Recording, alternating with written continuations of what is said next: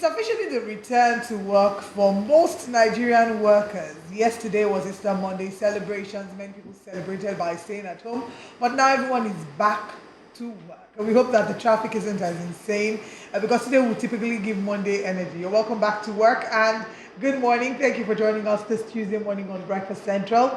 We had been off YouTube for a bit, but we are glad to announce that we're back on YouTube. Woo! Yes, ring it. Yeah, yes, that deserves. Okay. Okay, it's okay. You can sit down now. Yeah. Thank you very much. And honestly, it was important all that show because we certainly absolutely missed our YouTube audience. We missed your comments. We missed interacting with you. And we hope that you've not abandoned us in marriages. There are usually skirmishes here and there, but you don't just leave at the slightest inconvenience. So we hope that you're still here with us. My name is Olive Emodi, and you're welcome to Breakfast Central. We have Joe here. Hello, Joe. I'm okay. I'm all right. Good morning, guys. Good morning, Lagos, Abuja, Port Harcourt, Ibadan. Not forgetting to Kaduna. I'm not trying to do what Benga does. No, that's Kaduna to no, from Michael to go. He's already researching. He's already researching. You know, like I'm happy that we're back on YouTube so we can get your comments immediately. But thank you so much for joining us. I tried this morning to say I'm going to be so energetic this morning on the show because the situation of things around us is precarious. It's defying all odds of humanity. And what do I simply mean this morning? I mean, just this morning, a report came out that Nigerians, the percentage of Nigerians that earn 100,000 naira is very little. It has been shortened. And it also broke the report that the average Nigerian is now struggling to feed. Binga, don't be surprised when your phone lines are buzzing and people are asking you, please help me move from point A to point B. It's really sad, very sad situation. But you're welcome wherever you're watching us from around the world, whether you're watching from Jacksonville or Nashville or Seville. This is Breakfast Central, and I'm extra excited this morning because everybody is back to work. Together. No holiday anymore. It has finished. I mean, the all of us who will work filled together. up now. I mean, filled up. Yes, everybody. Everybody walk. Broadcasters' life matter. Everybody' life also matter. Let them walk. Binga, let's not use... Yes. Let's try and ensure that we leg. Eat turkey, wake up by 8. Now we'll be drinking Nutri-C. This thing really pain both of you. Actually, it's a bit difficult. But again, I just want to say big welcome back to our YouTube audience. Thank you so much. I know that in the coming days, please start to spread the word. Share on your WhatsApp status. Tell everyone New Central is back on YouTube. Curtis Aluya says, good morning. What happened to you guys' YouTube channel? Couldn't get to watch for days. Good you guys are back. Yes, we did have some issues. You know how these regulations are online, but we sorted that out. Yeah. I mean, kudos to the digital team. Thank you very much. Abba Adamu Abdullahi says, welcome back, New Central. We really missed the story this week. We missed you too. Michael Obieku says, good to have my favorite show back on YouTube. Amazing morning, Joe, Oliver, and Benga. Good morning, Michael. We missed you a lot. Curtis Aluya again says, good to have you guys back. Thank you, Uni. Uni says, welcome back, guys. Hi, Eunice. Thank you so much for watching. Our fans. A very special one, Shai. Anyway.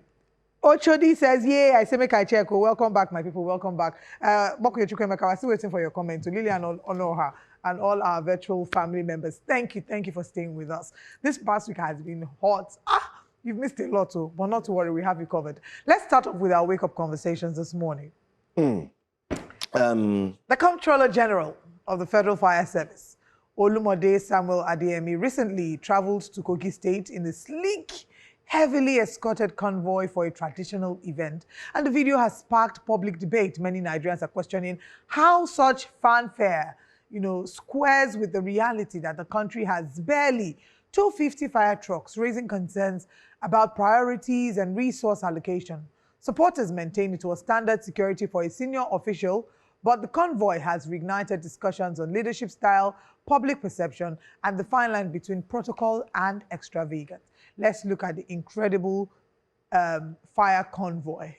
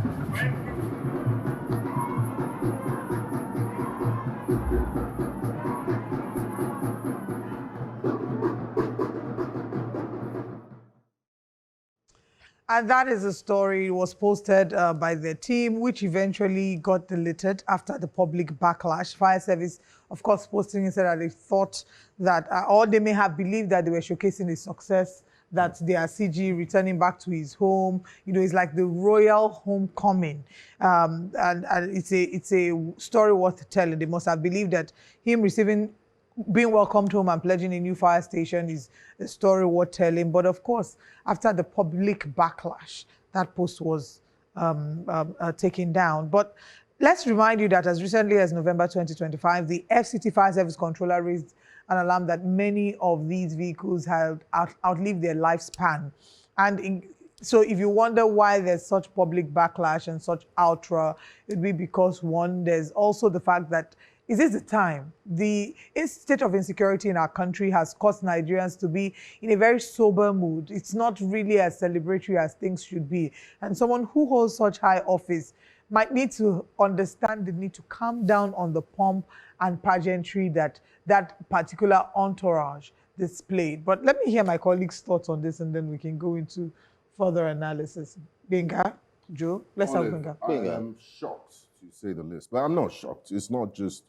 It's not synonymous with the Nigerian Fire Service. It's heads of parastatals and agencies. All of them, when they go around, they show this obscene display of wealth and power.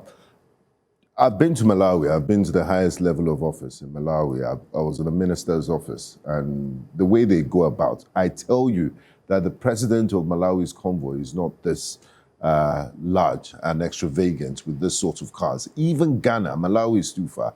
I think Ghana. And I've also seen a video of Dr. Zach Adedeji, the head of the Nigerian Revenue Service. You need to see the details, the expensive car, there were even, I mean, this video, there were motorcycle outriders for the Comptroller General of the fire service. You would, and I really laugh. You would think that is a good yes, I laugh in resource, I laugh in resource allocation. Well, it's really, really shocking and disappointing that you've not taken care of all the problems of fire or of the fire service. Priority, trucks, more stations, and what you're doing. The cost of one of these Land Cruiser Jeeps is between 200 and 150 to 250, if not more, million naira, depending on the specification. And then there are a number of them. You have outriders, you have the boss, you have, look at this DSS officials, please. And why are Nigerian public servants so afraid of, why do they have so much security detail? Are the people are there to kill you? So I think in answer to that is a mixture of two things. One, it's a sense of, yes, there's a fear. Some of them, he who comes to equity must come with clean hands. Sometimes when you know that your hand is not clean, you feel the need to be so paranoid. But two, we cannot deny that there's a level of low self-esteem that a number of our leaders deal with. Low self-esteem because you feel that living flamboyantly is a way to be able to pepper your enemies and to show people that you've arrived. Because why is the Comptroller General having a motorcade that you would almost mistake for that of a governor or a president? So the average Nigerian watching this would be thinking, oh, so this is where all my taxes and resources go to subsidize the lifestyle of this heads of agencies. It's really unfortunate. I would like to look inwards, but I mean, they look at what happens at the level of the presidency, and there's a trickle-down effect, because that's the prevailing culture of public servants in Nigeria. So if the presidency cuts down on its quote or it's the number of convoy, I tell you, the British Prime Minister's convoy is not this much. And security is not by the amount of people. Who even, you are exposing yourself. How do you secure people by walking around a car? or by carrying big guns. So we need to do away with. It's a culture and a tradition thing that has been infused into our politics and our policy, right? How people feel that, and we see this not just even in politics. We see it in religious institutions where it's like, oh, there's a sense of reverence and subservience, and we need to get rid of that. Until we do away with that, we will continue to see these kind of convoys. And what's annoying is that we'll talk about this thing today. These convoys will remain. Nothing will happen. Who will hold them to account and who will ask the questions? Because if Nigerians are being told to fasten their seatbelts, then surely those at the helm of office should be seen to do same. Well, one day. Anyway, let me read my bell of conscience, whether you like it or not. I mean, you guys have made the point, but I want to stand on a different pedestal. Oh yeah, please stand. A different mandate. Different, no. There's no mandate in this one. What I want to say here is, before Engineer Samuel took over, I mean, you did have Engineer Jaji who had left office. By the way, he was appointed by President Bola Ahmed Tinubu. And what surprises me is he was appointed in 2025, August to be precise. July 30, on my birthday. Yes. Yes. End of July, beginning of August. 30. Yeah. He resumed July 30. Into August. Yeah. Then he resumed office. From August, September, October, November, December, 4 months. January, February, March. The guy's already on convoy. 7 months. It doesn't take... Now, hold on. We're going somewhere. He has actually worked in the fire service. He's been there for a long time. He's a career officer. He was a deputy, yes, in Abuja as well. So he's well known. He's seasoned.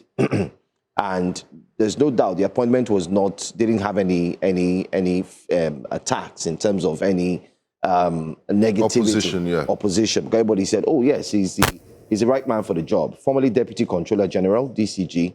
He was in charge of the administration and also in charge of the Federal Fire Service headquarters, which is in Abuja. But the problem we have here with this video we're seeing here is Nigeria, again, is at a time where its economy is not in any way beneficial to every single person. What do I mean? Everyone, and I dare say it here, I know there are economists who are watching, the people who are watching it will say, what is he saying? Listen. Tell me the truth, if those in the middle class can beat their chest and say that what they are earning today or the money or the economy is actually beneficial. Let's not even go to the grassroots. The grassroots alone is struggling. So it pretty much seems like what we have today is those at the top. Those at the top are those who are really enjoying the current Nigeria. And there's a huge disconnect between the top and the grassroots. And I'm going somewhere with this. And why we say this is because every time you highlight this, you have people saying, tighten your belts, that it's a surgery. It's a surgical procedure. It's a sacrifice we need to make. Yes, it's a sacrifice we need to make, that when we are done with the surgical procedure, then the healing process will start. This is 3 years and we're counting. When you tell people to tighten their belts, I just want to make it clear, especially to those at the top, you don't have a show of opulence, a show of proving display of power that, listen, there's money. We need to show because this is who we are. Nobody does that. Especially when you tell people, listen, you need to tighten your belt. You have millions of people out of school, multidimensional poverty. You should not be caught displaying this sort of wealth. Yes. Per capita has dropped drastically. Look at the Human Development Index. Drastically. Where are we going with all of this conversation? We're not saying that the DG should not, the controller should not enjoy himself. We're not saying don't have a convoy. We're not saying don't do this. What we're trying to say is, if the fire service, which we know has been faced with a lot of lack of development in terms of modern technologies, response units, and so on and so forth, even the salaries, then you start hazard allowance. You start to wonder, where are we going? Are we putting the cart before the horse? Or are we dealing with the issues? And the issues simply are these. One, if the Oga, in quotes, is moving like this, then what do you really think the other juniors will think. It means if they have the opportunity, they will do what? They would move like that. I think the summary of it is that there were so many key things that have happened. For example, the promise of new fire stations, and that could have been highlighted. But the fact that the agency thought it was important for them to film it, brand it, and post it on their social media as some form of a celebration shows a huge disconnect between what they're experiencing and the reality of Nigerians. They could have reframed that story a different way, and we won't be talking about it today. But let's quickly see what Nigerians are saying.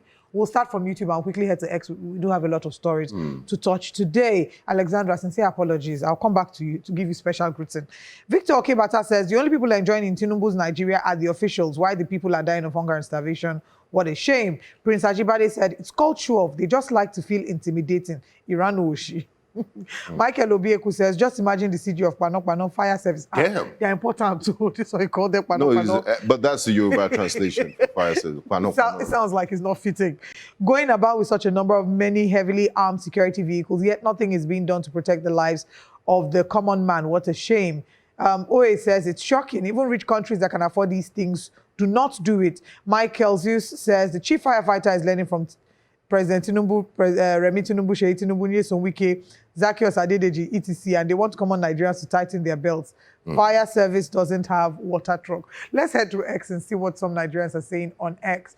Our tweets this morning. I'm glad you're starting in X, because the Federal Fire Service put this thing on X. Exactly. They are so tone deaf to think that, it's a thing of pride to put out that sort of video. Whenever a fire truck attends a fire and doesn't have water in it or a telescopic ladder to reach upper floors, you always remember that this is where the money went. Dr. Joe Abba said, as in, pin that there. With the number of fires that happened last year and the attendant losses in life and property, this display is quite sad. I want Nigerians to understand that every display of opulence by government officials comes at a cost. Somebody is paying for fueling those cars and hotels, Dr. Andrew Lyle says. The Federal Fire Service boss thinks this is something to show off while Nigeria's burn. This is what misuse of public resources looks like. Your taxes, his parade. Enough is enough, Nigeria. I don't believe this video. I seriously don't think it's real. Fire service chief in Toyota Land Cruiser of over 200 million naira, convoy, outriders, motorbikes, DSS type of security personnel. This can't be real. I refuse to believe this. Yomi Dada says, a motorcade of excessiveness. Here is a footage of the CGF Olumode Samuel Adeyemi Fire Service, who recently returned to his home in Kogi State. How did we get to this point of just unfortunately going backward in Nigeria? Now, recurrent budgets go here. I laugh in recurrent expenditure. Honestly, the equivalent of the Controller General of the Federal Fire Service of Nigeria in the USA is the head of the US Fire Administration. She rides in just one government-owned vehicle for official duties. This is a country with over 152,000 firefighting trucks nationwide. But CG of Nigeria, with less than 250 fire trucks nationwide, rides in bulletproof luxury SUVs with large convoy for official duties. You will love it. It's giving luxury. Just to add, let's just call a spade. What we're starting to see in recent times is like, Omo, now my time, make I chop. It's my turn to eat. Make I chop. Yes. That's what we're starting to see now. It's not looking good. Let's be honest. Yeah. It's not looking good. The ordinary citizens to enable this sort of wastage and this sort of display of wealth. Because they say, when you get there, if you like, no chop. Everybody chop your own. Everybody chop. If you don't eat, you're on your own. Anyway, we'll still talk about that, and let's have Nigerians, keep your reactions coming on YouTube. But let's move to our next story.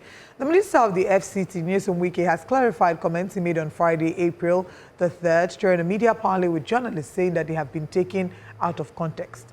The minister, who stated that he would have shot a media personality, that is Seun Okinbaloye, if he had a gun, says that it was a figure of speech that is being maliciously misrepresented by several groups and does not in any way mean he would have physically attacked the journalist. Let's take a look. It's really unfortunate. In Nigeria, people blow everything out of context, particularly playing politics with everything. Anybody who knows my relationship with Seun will not begin to rant. Those interviewers that were with me that day, luckily the head of channel television in Abuja, Chamberlain, was there. Everybody knew that I was not talking about going to shoot Seun. Rather, what I was expressing was angered at, look, how could somebody who is an interviewer, the man who is anchoring the program, descend to even take a side? And what was it? When I heard it, I said, look, I think it was an entirely one ADC man, whether it is 5D or what. He said, how could you people allow this country to be one-party state? We will not allow it. I said, what kind of thing is this? You have descended to the heaven. You are just, all you need to is solicit for answer from the person you intervene, and not to descend into the arena by taking a side. I stayed with my very close younger friend, and I spoke to him after the whole program. And when the way people take things, I'm not surprised though. I heard what Atiku Abubakar said during the. Of course, what do you expect from him? A man who felt that I made him to lose the election. So he will look for every opportunity when he has my name, he will sleep. So yesterday on the show, we took this conversation and we shared our perspective as journalists and what the implication of this might mean, especially because we looked at Press Freedom Index and looked at what the numbers were. In between 2024 and 2025, Nigeria had dropped 10 spots to become the 122nd country out of 180 countries for press freedom, meaning that Nigeria was becoming dangerously a country where it wasn't free for journalists to do their jobs. So getting those statistics on the back of statements like this, again, re-emphasize the risk that journalists often put themselves in. And whilst the FCT Minister, like he said, did not outrightly mean it, but it was a statement that everybody saw, everybody heard, you know, in real time. It was done in the press briefing. The conclusion that was come to yesterday was, yes, there were many organizations, civil service society organizations, that were calling for his apology. Seun Okinbaloye did say in his show on Politics Today that the FCT Minister had reached out to him over the phone and had clarified, but that being said, he will not be, people should know that he's not afraid and all whatnot. But the conclusion was that seeing as it was a public statement that was made, what would have been nicer was a public apology, saying, look, I know that, this conversation did hit up the fourth estate of the realm and Nigerians in general, making it seem that ours is a government that does not take lightly to dissent. And that being said, I want to apologize for how that came out. I did not intend it, shouldn't have said it, and wouldn't be saying it again. Leaders should get to the point where they don't see it as a big deal to take accountability. Well, it's sad. The minister, in that exclusive footage, says that what he did say was taken out of context, and he doesn't know that people are just talking anyhow. Making a mountain out of a molehill. And then he said, yeah, I mean, they're friends and so on. I don't know if the minister is aware that he holds a very high office. That's one. And two, I hope the minister is aware that there's time for politics and then there's time for meaningful conversations. And what do we mean by that? What we simply mean is this. The minister says all he was saying was a figure of speech.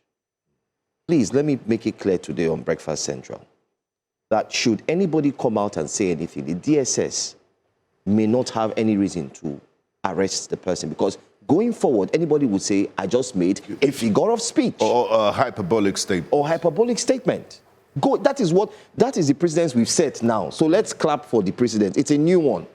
If somebody says, oh, this, and they say, oh, you are wanted, DSS is inviting you, he can quickly write clearly that based on what this is a figure of speech. You've set a precedent. You see, like they always say in a family setting, what the father and mother does, the children are learning and watching. So they would emulate. Tomorrow, when you say, why is your child doing that? You want to, I saw that. Yes, because they learned. I was expecting that in that video, I would possibly hear words like, I'm sorry. I'm really sorry. I may have gone too far in my statement, but the journalist understands that I was just angry, and he knows me, and I put a call through, and I don't want Nigerians to feel angry and so on. But I'm sorry. I take my word back. But there was no such. Rather, what we saw was a tilt into, oh yes, politics. Oh, former vice president, what would he do next? And I held my head. I said, my goodness, is it just hard to say, listen, I'm sorry, I made a mistake. I'm sorry, I shouldn't have said that. Again, we've taken our culture into politics and leadership, where in our culture it's very difficult for elders to apologize because it's almost like there's a sense of I cannot do wrong. But it's important that as a leader, one of the hallmarks of great leadership is the ability to take accountability. When you take accountability, there's a certain level of regard and respect that citizens or your followers give to you because they know that whenever this person says something, they're not beyond being taught, they're not beyond, recognizing that first they're human and subject to making mistakes, and as such, whenever they do, they will take accountability for that. We want to see your reactions on YouTube before we'll take what Nigerians are saying about this. Of course, they have been reacting to this latest video, and then I'll come back to YouTube to take reactions. But let's head to X and see what Nigerians are saying about this. What that implies is that Wike doesn't filter his thoughts and utterances. That's an open secret anyway. Question is, why is such an irrational character holding a ministerial position? Answer is that Wike and his type thrive on the benevolence of a broken system. And then the next tweet says, I'm not afraid and I will never be intimidated. Mr. Minister, it seems Seun Okinbaloye does not understand the nature of your relationship with him. AJ Orewe says, Trish says, Nigerian politics now describes threat as figure of speech. Like we don't know what figure of speech is all about. No be una fault, Sha. But Seun himself has ranted and is still ranting about the statement. This final tweet says, I'll go to YouTube now and take some comments from YouTube. He's making a statement of point, as a matter of fact. Prince Ajibade says, the journalists that were with him that day messed up big time. Politicians will say the dumbest things and people will clap and laugh. What around nonsense? They would have walked away. Well, sometimes anyway. I wouldn't pass a comment on that. Unfortunately, Wike has a penchant for denying everything he said, especially when there is so much pressure from the public. Michael Obieku says. Alexandra says, even the Bible says God will have mercy on whom he wants to have mercy on. So EFCC or DSS will have mercy on whom they want to have mercy on and arrest the others, Alexandra says. But we'll continue to follow up with the story and see, what that means. And we should probably... Yeah, I wanted to get Binga's thoughts. Let's get a reaction and then move to one of the comments there said he's driving Nigerian politicians. And I'll tell you, the Nigerian politicians hit a jackpot because of the level of the type of citizens we have. A lot of them struggling with Maslow's hierarchy of needs, food, shelter, clothing. They don't have time to debate issues, politics, hold politicians accountable. They're just struggling to survive. So therefore, there's leeway for politicians to get away with all sorts. And we've seen that over the years. It didn't start with this administration. And to whom much is given, much is expected. We discussed this at length yesterday, that the statement coming from a senior government minister leaves a lot to be desired, and he should have been more circumspect. Having said that, what he has done is short of an apology, and he didn't just injure or offend Seun Okinbaloye. It's the entire confraternity of journalists in Nigeria, and he should have come out with a complete and a proper apology, apologizing to all journalists in Nigeria, acknowledging the sacrifice and the great work they do in holding the government accountable, which is part of the Nigerian Constitution of 1999. And what we saw was less than that. And in conclusion, what I'll say is just symptoms of a broken system. And if things were proper and those who appointed him to office held him accountable, ministers would think twice before making careless statements. My 2 cents. A final comment on YouTube, and then I'll go to our next story. One common thing about our current rulers is that they see themselves as servants of the people. They do not see themselves as servants of the people. They act as kings, as they see citizens as nobodies. Next story is one that re-echoes the sentiments we've seen across social media, with Nigerians reacting to the state of insecurity.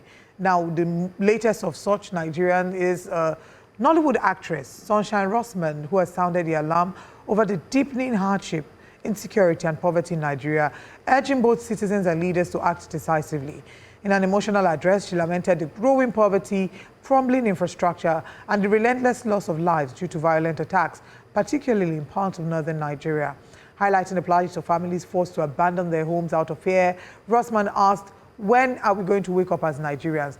When is it finally going to be enough? She warned that the suffering, displacement, and insecurity affecting millions can no longer be ignored, calling on all Nigerians to speak out and demand change. Speaking as, seeing as she asked, when are we going to wake up? We thought it was important to take that on Wake Up Conversations. Let's take a look at the video.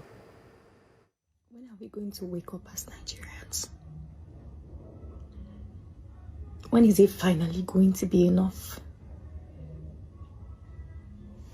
Like, is it...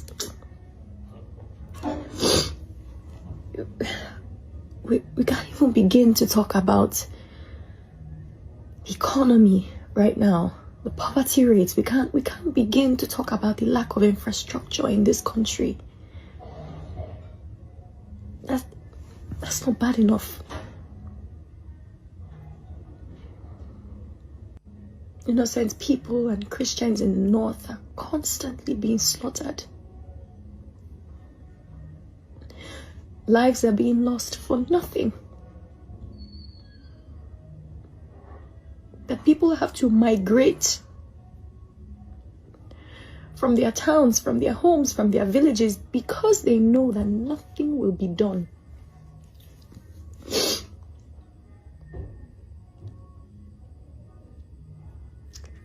I swear it's not normal. I swear to God, this is not normal. And that is Shine Rossman, Nollywood actor, who has lent her voice to the complaints that the average Nigerians have shared. And I know that this is not something that we are hearing for the first time. Unfortunately, it will not be the last time that we're hearing it, that there is a sense of dissatisfaction that Nigerians have expressed, not just with their quality of life, but more recently with the state of insecurity. And there have been a number of public figures. I mean, what she has done is bold, not a lot of people there to come out. What we've seen a number of times is that influencers and public figures oftentimes can be politicized. But the truth is, before they are actors, before they are celebrities or whatever, they're first Nigerians that are feeling the pinch of the reality of everyday Nigerians. So I don't know what to say, honestly. I don't even have a feedback for them. It's one, I mean, look, three of us have gone through this drill, or we go through this drill on a daily basis, and it's one too many, but we'll never stop speaking as long as there are Nigerians out there that are dying and are suffering. It's our responsibility to, speak about their plight and get government's attention to it so they can do it.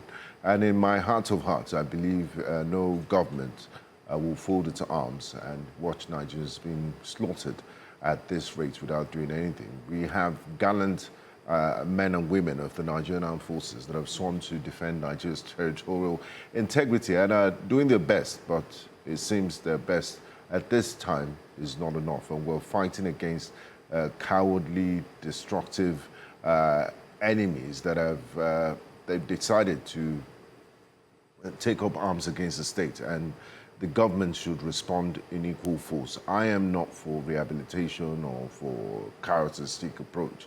They should be met with the same level, or safe corridor. They should be met with the same level of violence that they've inflicted on many, many, many innocent Nigerians. The time for negotiations and safe corridor, I believe, is over, in my own opinion. All right. I mean, I just want to run through some of the latest updates based on what she said. If you take a look at the stories this morning, it's pathetic. Let me use the word pathetic, because just this morning, the newspapers, carrying each and every news as it breaks. There was an attack in Sokoto. There was also an attack in Kebbi as at yesterday. So it seems like there's too much attacks. There are too much attacks going on at the same time. Formerly, if you guys recall, and I'm sure our viewers and Nigerians are also aware that before, initially you'd hear that there's an attack in a particular state, in a particular area, or you could say community, and then it takes a while before you hear that there's another attack. Recall that the president had gone to Jos. Yes, we do know the entire story. He didn't go to the area. He went to the airport. Okay, let me take that back. The president had gone to visit victims of the Jos attack, the Plateau attack, but he met them at the airport, not in the area. Yakubu Gowon Airport, High Bank. And in the process, he had said that he ensures that this would not repeat itself. 72 hours after the president left, it repeated itself. And now it's like it's spreading. But there's one question we've always asked you on Breakfast Central, even when we have members of the presidency, and we ask them, why is it that there's no state of emergency on insecurity? They will take us back to September when the president called on a state of emergency on security. But nothing has improved since then. The United States have their boots on the ground. We do here. We've not, it's like since they entered, have you noticed since they got into Nigeria, we thought that the partnership would have yielded positive results. It's had a reverse effect. There's been a spike in attacks. A spike in the attacks. So we really don't know what is going on. We hope that the Minister of Defense will be able to address Nigerians. We also hope that as we wrap up this week of conversation and go to what Nigerians are saying, my thoughts are these, that the president would shelve every other thing that might seem to be very important. We're not saying that politics is not important ahead of the elections, but focus on what people's lives come ahead of politics in the grand scheme of things. Yeah, very key, very key. But let's see what Nigerians are saying quickly as we move away from that story and go straight to our major story for today. Let's go straight. It says, the CEO says, every corners of the country, citizens are fed up and tired. APC has brought lives to nothing, no value. We can't continue like this. We all need to wake up. 2027 should not just be an election, but a fight to rescue our country. So says the CEO. I mean, you do have your say. Another person has his or her opinion. ND says, every 10 seconds, someone will come out again to ask this same thing. You said, start doing that thing you think has to be done, and others will join you. He's kind of like reacting to what someone may have said. Papi Seun says, I'm sorry, Nigerians will never wake up. They're all on social media ranting with nothing to show for it. Most of them don't even have a voter's card. We're not ready yet. When we are, we won't be here ranting. We will do the right thing, says Papi Seun. Manuel Tochukwu says, we're eating rice first. Bro, to you. That altar where you worship, which cannot speak truth to power, has bowed to that authority which has intentionally destroyed the common good of the people. If Christ was in Nigeria now, what would he say? Rice is not the solution to insecurity. Rice is not the solution to reduce purchasing power. Rice is not the solution to no electricity. Rice is not the solution to increase cost of housing. Rice is not the solution to over 200 million Nigerians. Okay, I think we flipped that. And even this rice, it's not like it's given for free. There's a condition attached to it. If you don't show membership cards, PVC or membership cards, if you don't have a certain affiliation with a political party, you will not get this right. So it's not manna falling from heaven. In the spirit of playing devil's advocate, if I decided to woo members into my political party to encourage them to be, I'm not saying that they should vote, I'm encouraging people to join my political party, and I'm giving them rice. That is such rice inducement. It's like vote buying. Is it Nigeria? Yes, is it rice? Okay. Even though we rise to compatriots. Anyway, the conversations will continue, but just to say once again that we're grateful, to be back here with you again, and to our YouTube audience. Alexandra says that if it was Joe, that I did not greet you specially, that if it was Joe now, Joe would have greeted you specially. So a special greeting to you, Alexandra. Thank you so much for being here. Alexandra the Great. Yeah, and then to Victor Okebata, Prince Ajibade. Keep the comments coming. Thank you so much. We're glad to have you. Let's share what our top stories today are. This morning, ADC slams INEC over alleged plot to block 2027 candidates. The conversation about the ADC versus INEC saga continues. Kaduna resident denies army rescued 31 worshippers in Easter attack, and that puts a fresh twist to the story we took yesterday. Nigeria ranks top food waster in Africa with 38 million tons lost annually. And then, of course, police confirm arrest of suspected bandits in Plateau State. We'll be reviewing the newspaper front pages. Our analyst joins us shortly for this. Stay tuned for all these and more.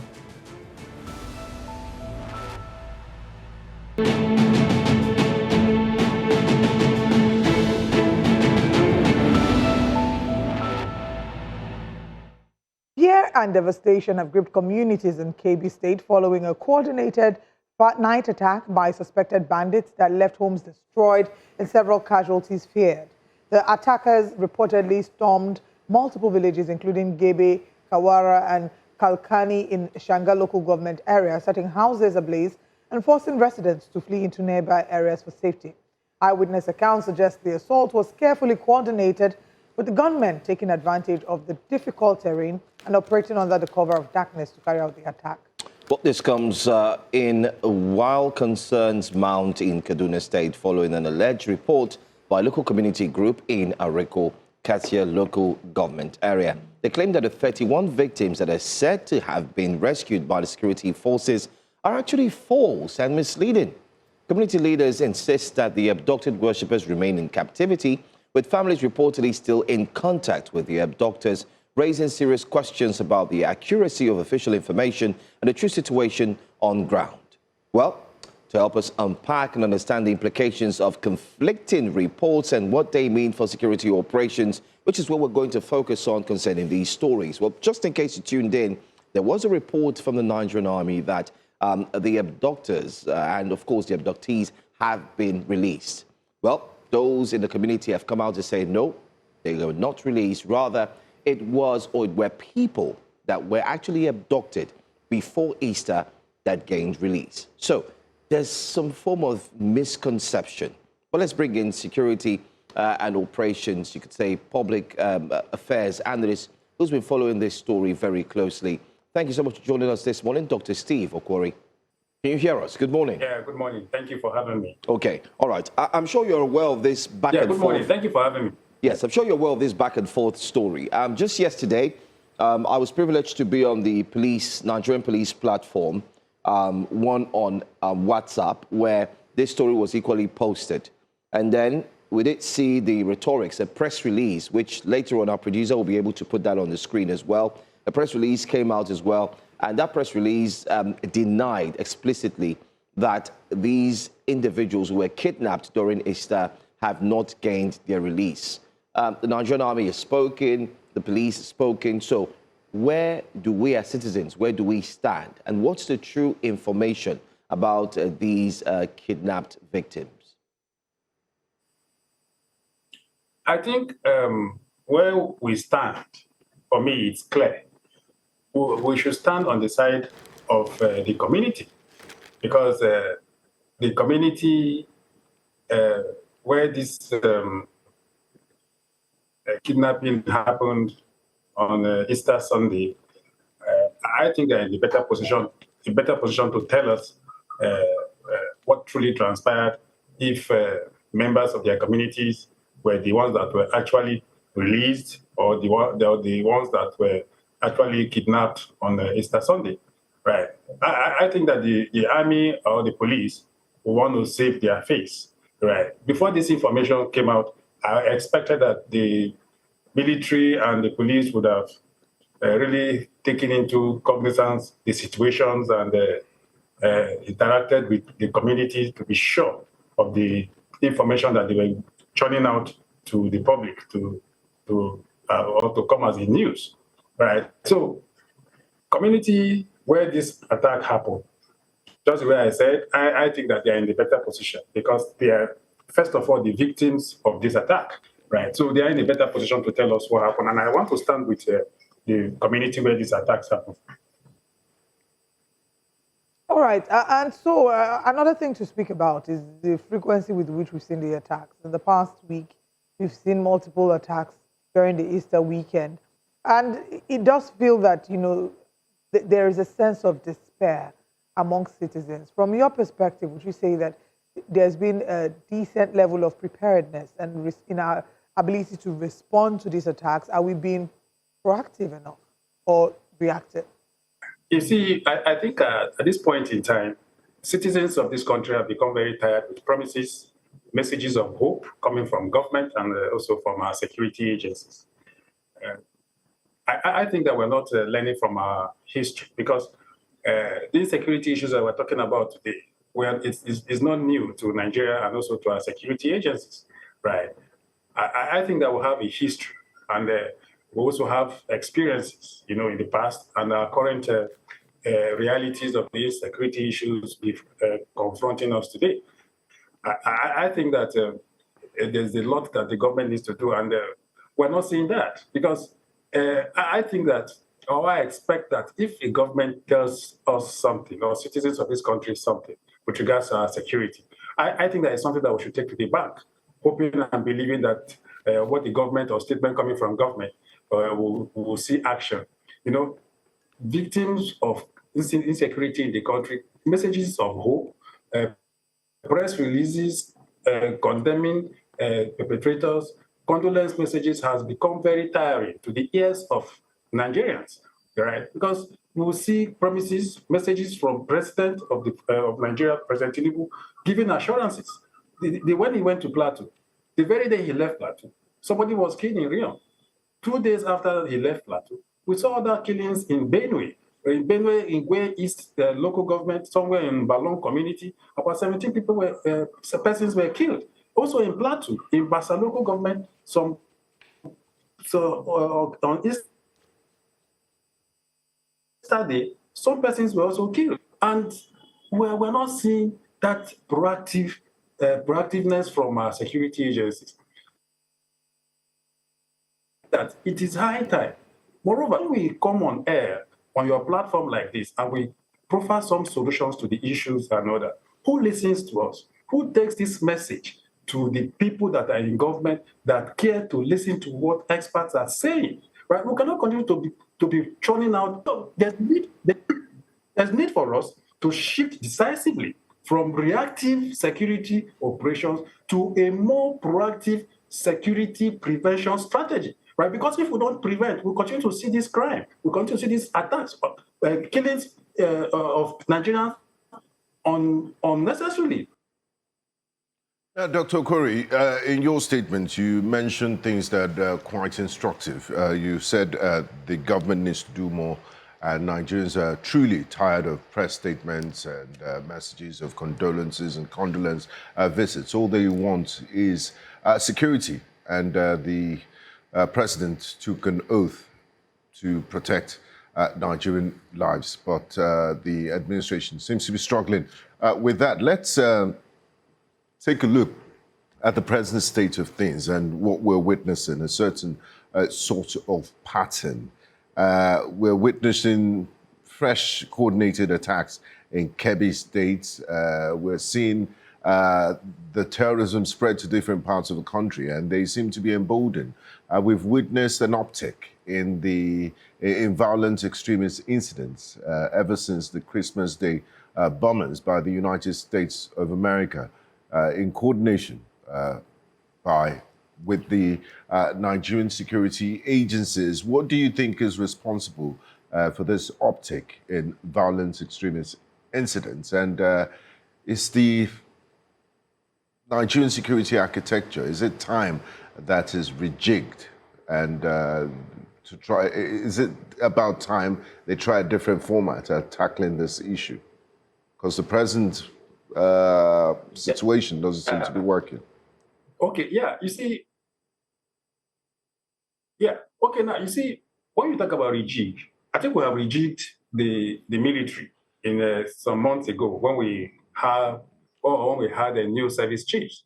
And we have also rejigged the police because we have a new IGP and new DIGs and all that, and also AIGs. For me, so that is rejig, But in rejigging, it doesn't automatically mean that insecurity issues will reduce, right?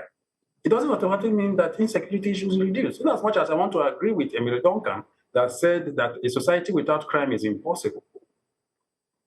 But that doesn't mean that we should be seeing escalation. In Nigeria, we should be seeing a decline. I'm not expecting a utopian society where everything should be perfect, in as much as I'm aware that we have deviants in our society that will choose to go against what the law says. We cannot have a country where the schedule of some certain persons in this country is to see how to go out and begin to kill Nigerians in a manner that they are carrying out these killings. Who is sponsoring them? Who is equipping them? Right? We need to know all this. If arrest is not made, if they are not punished, after arrest has been made, we will continue to see escalation. We'll continue to see what we are seeing. And because arrest is not made, and because they are not punished, it emboldens them. It gives them that audacity to do whatever they are doing. And we are seeing situations where government at different levels are negotiating with these criminal elements. We have seen where these criminal elements will come, bandits will come with police uniform, military uniform, of slain police and military officers that they have killed. They will wear their uniforms to negotiation table, negotiating with government, and you expect what we are seeing at the moment, right? And that's why we're seeing what we're doing, what they are doing. Until government decisively decide to take the bull by the horn, to challenge these people, these criminal elements, treat them as criminals. We have situations where we see where they are being pampered, when they undergo some training or whatever, that they have become repented and all that. Why should we have a situation like that? Why do we have our laws? We keep amending these laws to see how to suit our current time, 21st century, when it has to do with punishment, and they are not being punished. So what do you expect from them? But they say that, I mean, the explanation of that would be that we can't expect that all insecurity challenges will be dealt with simply by measuring force for force, and that there would be examples being cited would be the Operation Safe Corridor, and that there will be situations where some of these armed bandits would willingly submit themselves. It's the non-kinetic approach that they will submit their arms and be willing to be reintegrated into the society. So you're saying clearly we should get done with that. Has it served as deterrent? Rather, we are seeing escalation with regards to banditry activities, terrorism activities. Meanwhile, some criminal elements that have ravaged communities, killed fathers, mothers, children. At the end of the day, you said they have repented, they have decided to come and surrender their arms. So where is deterrence? Where is justice for victims? After all, we are seeing community resistance when they go back to integrate into the society where they have caused all this damage. It is because they are not being punished. The only thing I can recommend, whether we like it or not, for us to get it right in addressing security issues in Nigeria, is to send the perpetrators to God.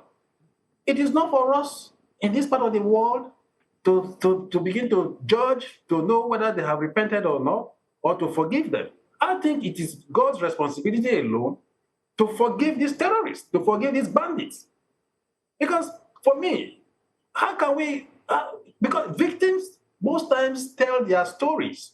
If you go out and ask victims that these criminal elements that have killed your people, ravaged your communities, turned you people to internally displaced persons. We have well over 2 million internally displaced persons in this country. In Northeast alone, they have killed well over 40,000 Nigerians. When you go to ask these victims, they are the ones that will respond to us, whether they are okay when they see these criminal elements go scot-free on the basis that they've repented or they have repented and all that. It's because we are not victims. Today's victims were yesterday's survivors. Tomorrow's victims will be today's survivors. We are all vulnerable to these attacks by this criminal element. So we must tread carefully in addressing these insecurity issues as regards to what we are experiencing in Nigeria at the moment. All right.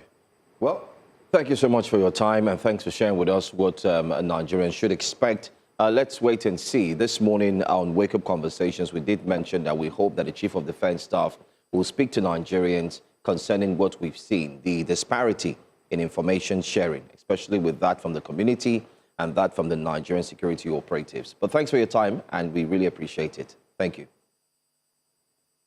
Thank you. Well, let's also mention quickly that while we're talking about insecurity in the land, let's tell Nigerians that the National Association of Resident Doctors have embarked on a nationwide strike. It actually commenced today.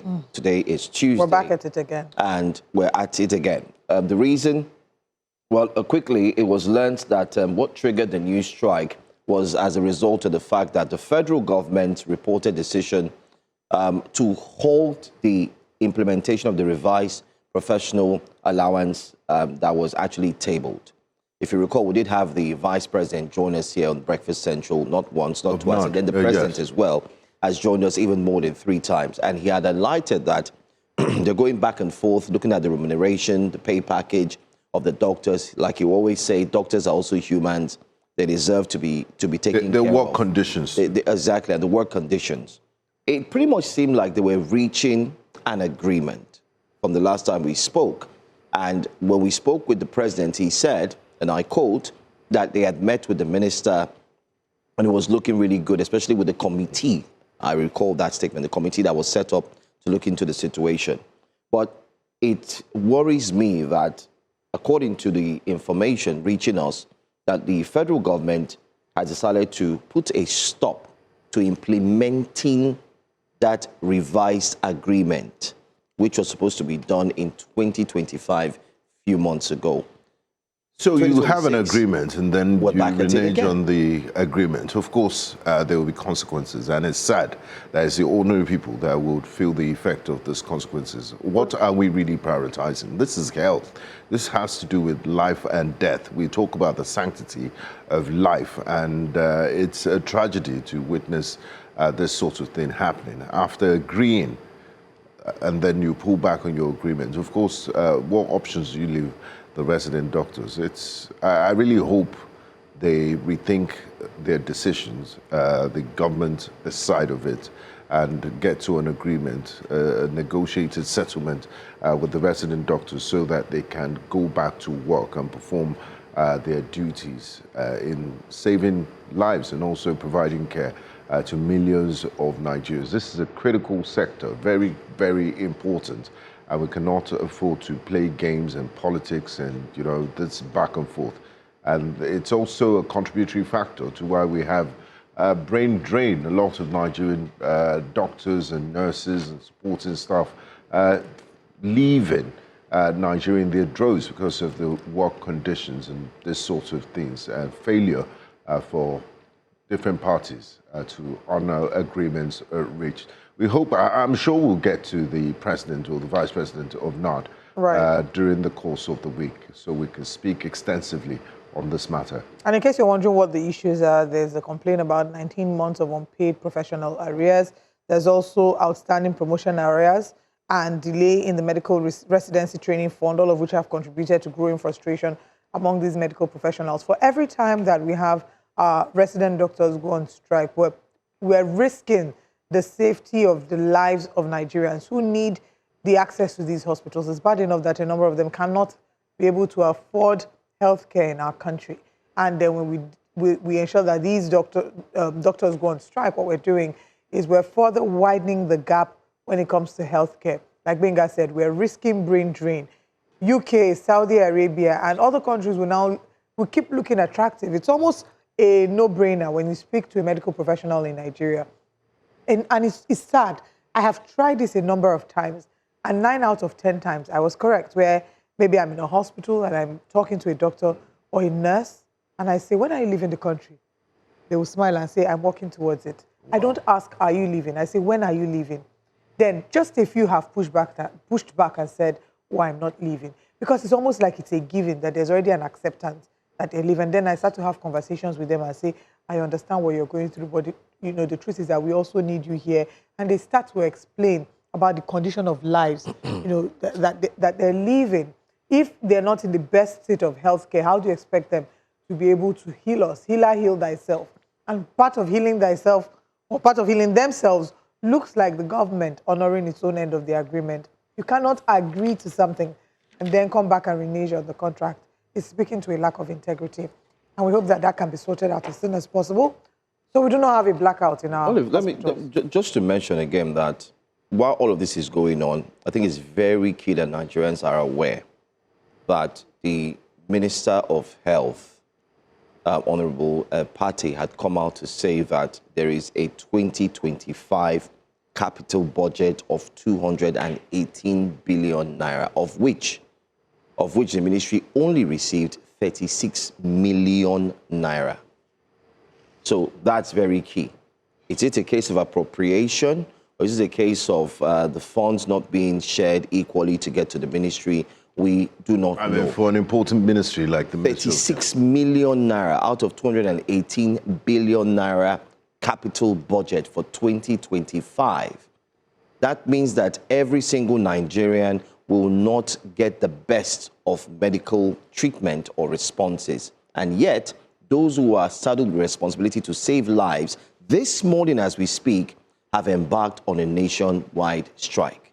So if you're watching, take note. If you're going to the hospital this morning, remember, like it happened last time, you may not meet a doctor, a resident doctor, who will be available to answer or take care of your health issues.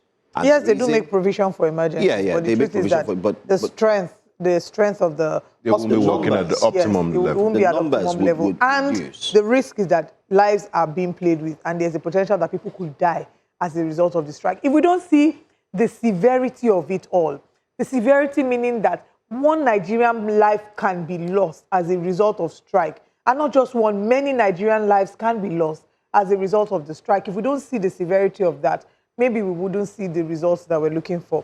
But let's share what's coming up next. We have other conversations we're looking at this morning, and let's tell you what's coming up next. Coming up next on Breakfast Central, ADC slams INEC over alleged plots to block 2027 candidates. ADC Youth Wing issues 72-hour ultimatum to INEC chairman. We're talking to an ADC spokesperson here live in the studio. Nigeria ranks top food waster. We'll talk about that as well. Stay with us.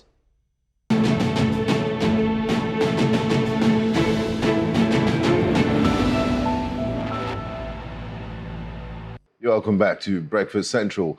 The African Democratic Congress, ADC, has accused the Independent National Electoral Commission, INEC, of plotting moves that could block opposition candidates and tilt the field. They allege voter revalidation schemes and recognition of expelled members as party leaders, all designed to weaken opposition voices. We're talking about allegations of administrative sabotage and a technical squeeze that the ADC claimed is designed to favor the status quo. Is this a genuine concern for our democracy or just early season political theater we're seeing? Well, joining us to help unpack these stories, the allegations and implications, and what they mean for Nigeria's democracy is a spokesperson of the ADC and a former Minister of Sports, Bolaji Abdullahi. Good morning, and thank you very much for joining us. Warm welcome to you. It's great to have you in our studio. It does seem that the ADC has had a lot of legal battles, and it's been a conversation we've been following here in the studio and it centers really on INEC's decision or INEC's interpretation of the court's judgment. But if you may take us back to the origin, this story did not begin now. It began in 2025, and there have been some misunderstanding as to what the true position is of the ADC's rule. So if you can walk us briefly through the journey, starting from when the NWC resigned up until today. Okay, thank you very much. I hope I recollect everything accurately. When we gathered as a coalition, don't forget we came from different political parties and we decided to come together as opposition politicians to form the coalition. Then we needed a political party to move into. Then we started conversation. And that is after the destabilization of the PDP, the Labour Party, that rendered these platforms untenable or unviable. Then we started talking to the ADC. And one of the agreements is that all members of the executive will resign so that those coming in will have the opportunity. They will form a caretaker committee executive that will pilot the affairs of the party pending the next convention. Now, it's on that basis that all members of the executive of the party resigned. And this particular individual that is protesting now, who has gone to court, also resigned in his own handwriting that he was no longer an executive of the party.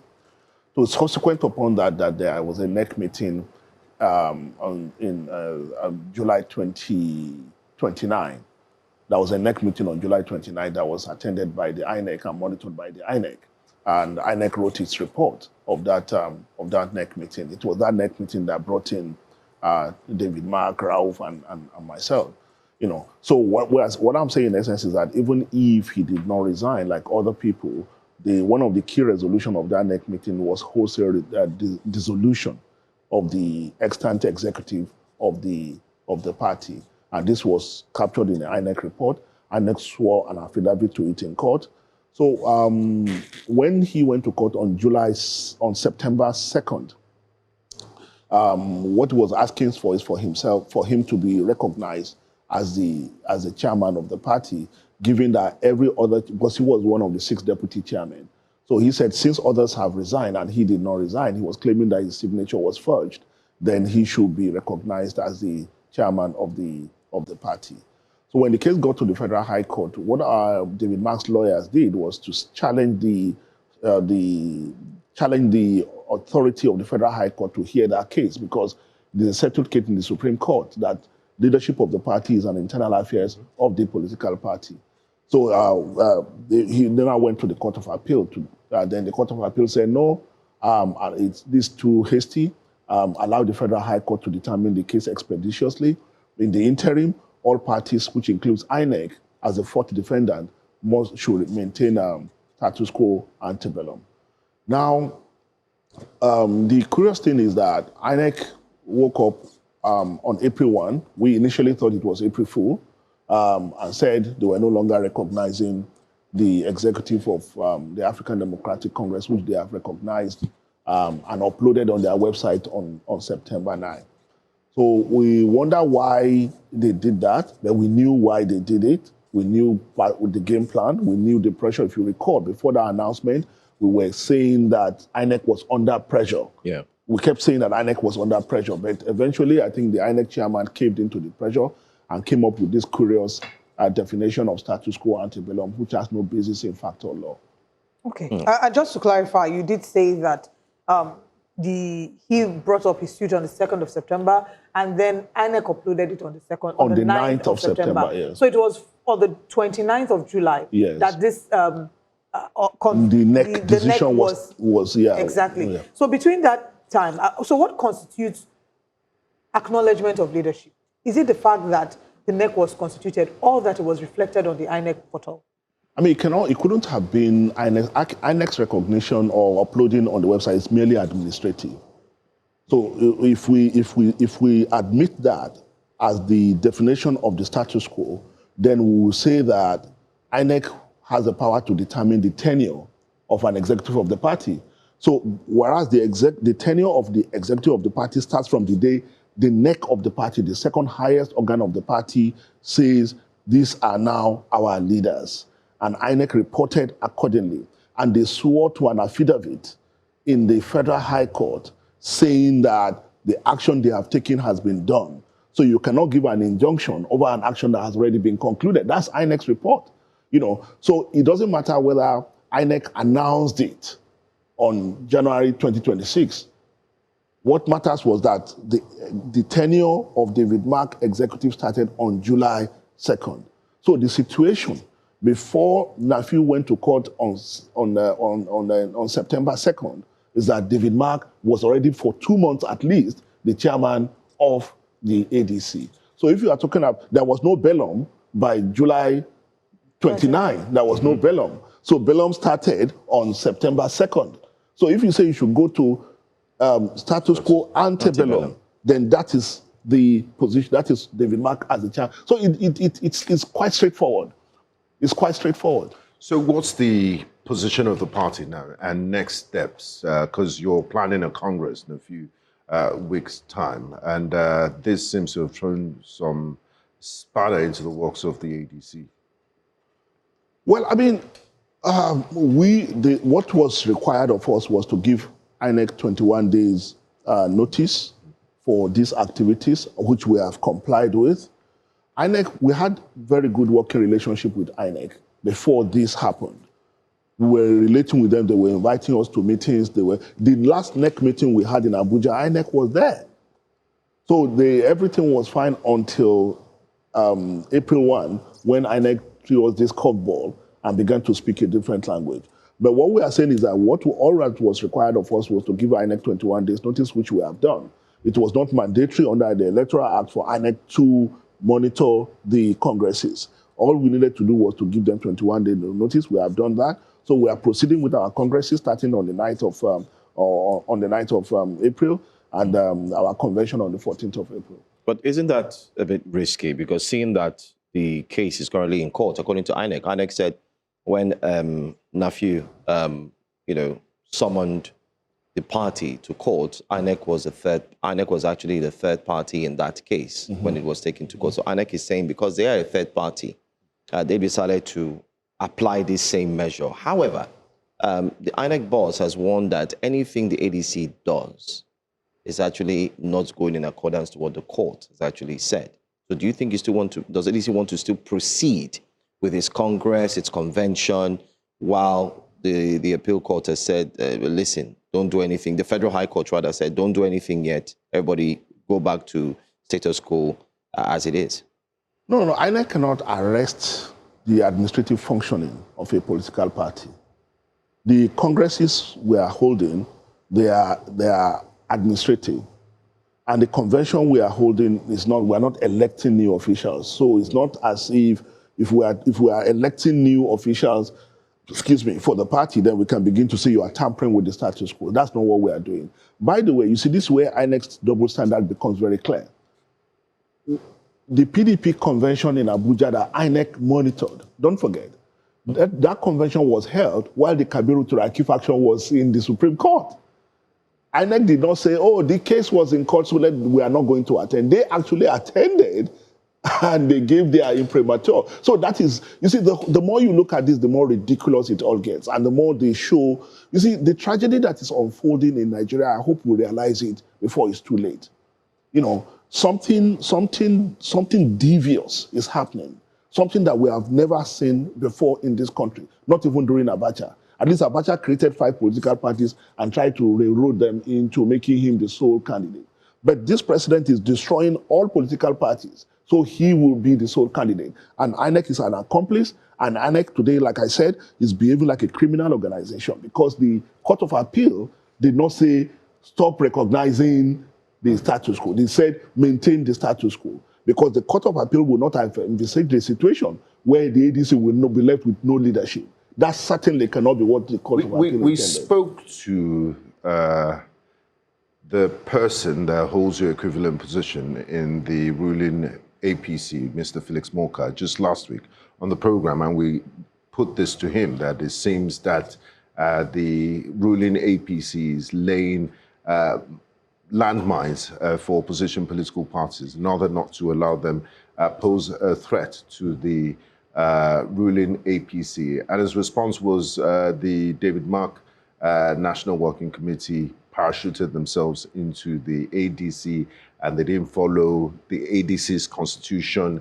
They didn't go about the change in a constitutional way. So therefore, the APC is not to blame for its internal party woes. Is Felix Morka the INEC lawyer, or is he Nafiu Bala's lawyer? Why are they suddenly saying the same thing? Why is Bayo Ononuga posting on his X account that Nafiu Bala is now the chairman of the ADC? I mean, we can all see it. You know, you listen to Felix Morka, you listen to all the government spokespersons. All they are saying is they are behaving as if this guy, this individual. By the way, this guy was a deputy national chairman of the ADC in the Northeast. We know him very well.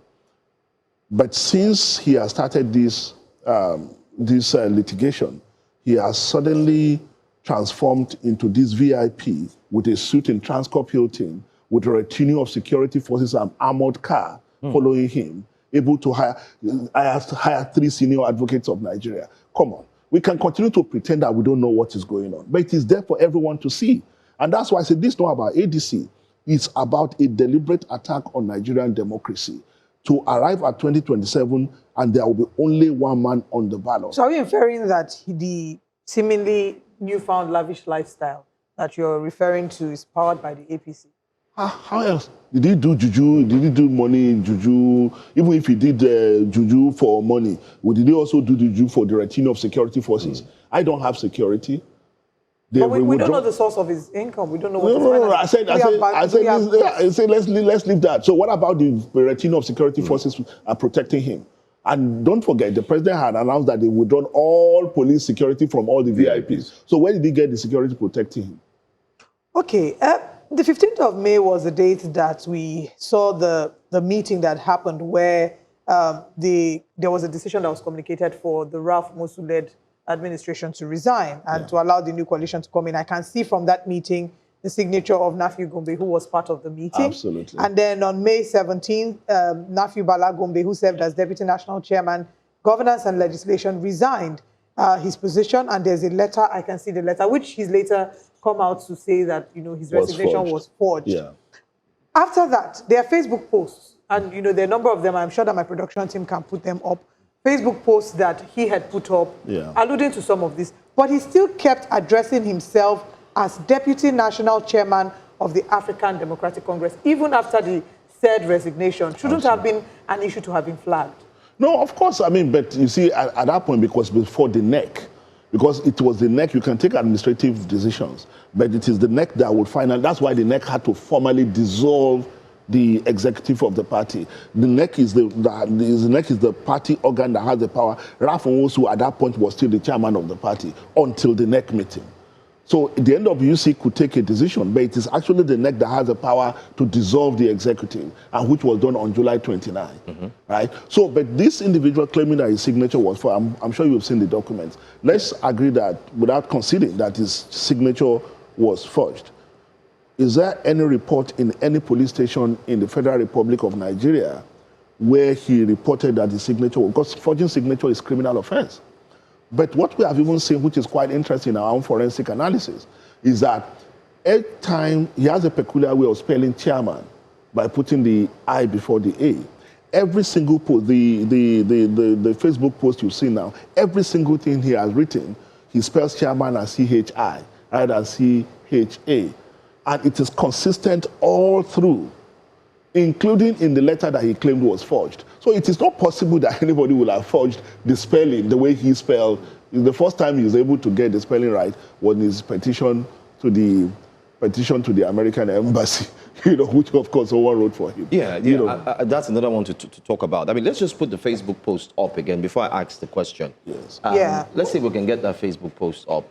This is the Honorable Nafiu Bala on July 3rd. And if you can see the second paragraph, the spelling of the chairman is what he's referring to. The Deputy National Chairman being spelled a certain way.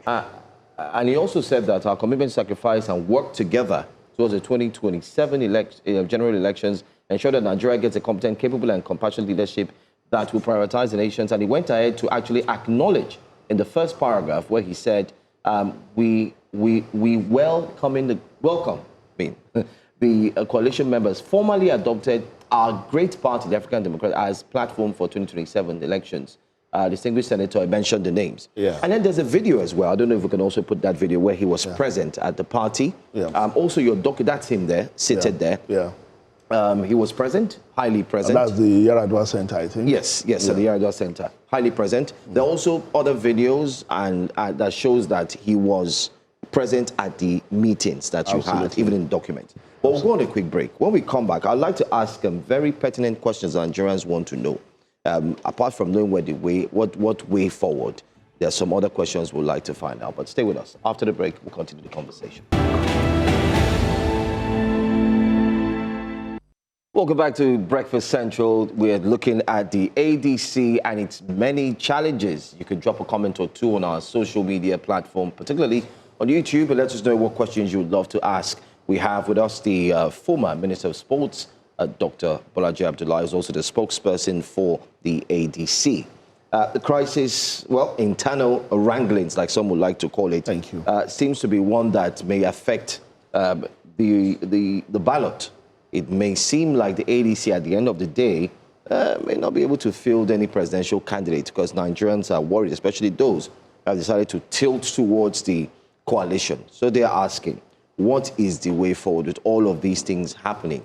And is there any trust in Nigeria's judiciary, the judicial system, that we do hear that there was an ex parte order? I mean, things should be handled quickly, no time wasting, so that you can still meet up with the deadline and so on. Well, thank you very much. I mean, we believe that people talk about the rot in the judiciary, which is to a very large extent true. But somewhat, we believe that is somewhat exaggerated. We believe that there are judges who still believe in Nigeria, who still believe in what they do. We still have confidence in the court. Because when you have a case like this, it is obvious. So we are approaching the court. Our lawyers are in court today, are trying to file all the necessary documentation, and for us to get a date for the hearing of the substantive issue.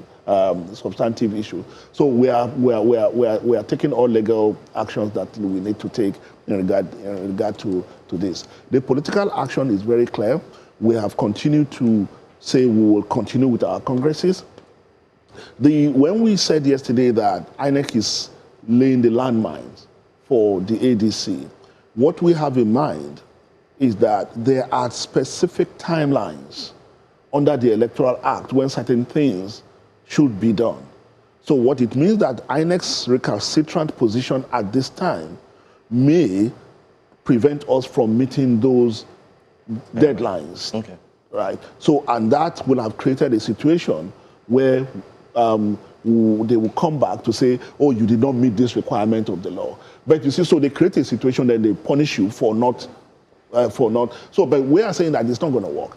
We have said it. Every lawful means that is necessary, because for us to capitulate is to be complicit in the destruction of democracy in Nigeria. We will not capitulate because it's a duty to Nigerians. Look, let's arrive at 2027 and let Nigerians say, oh, we are happy with President Bola Tinubu, let him continue.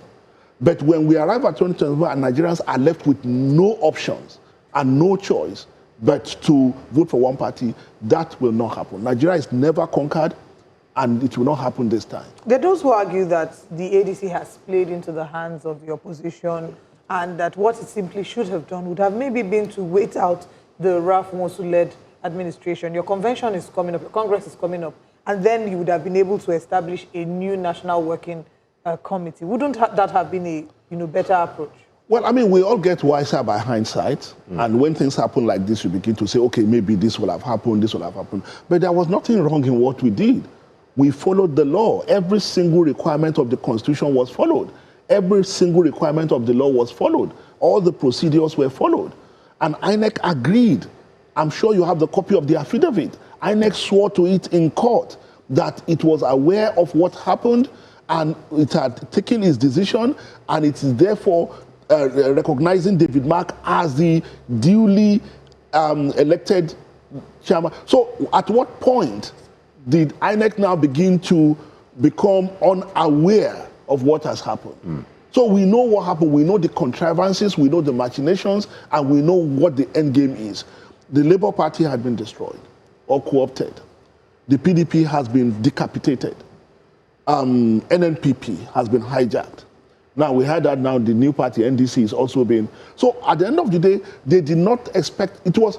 You see, when we started this coalition, they were laughing at us. They were dismissing us, even making remarks like making allusion to the tragedy of the ADC airline that crashed some years ago.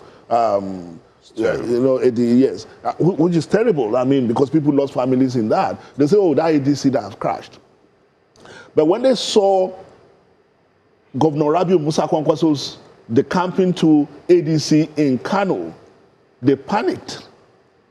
They panicked that, okay, this is becoming a real challenge. Then they saw our team again in Bauchi talking to Governor Bala Muhammad, and they begin to tell themselves, hang on, we need to, and that's why within 24 hours, the APC leadership parachuted, flew to Bauchi and began to give Bala all kind of offers that they had denied him. What were some of these offers? I mean, it seems like some of them were juicy, we hear. I mean...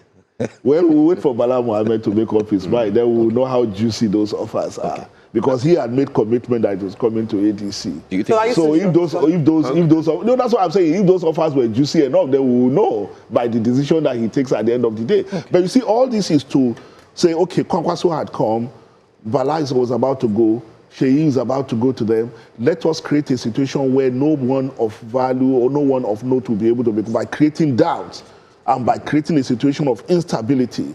And people begin to say, hang on, this ADC is not as stable as we thought. All this is part of the plan. But what they are doing, they are undermining the very essence of democratic choice.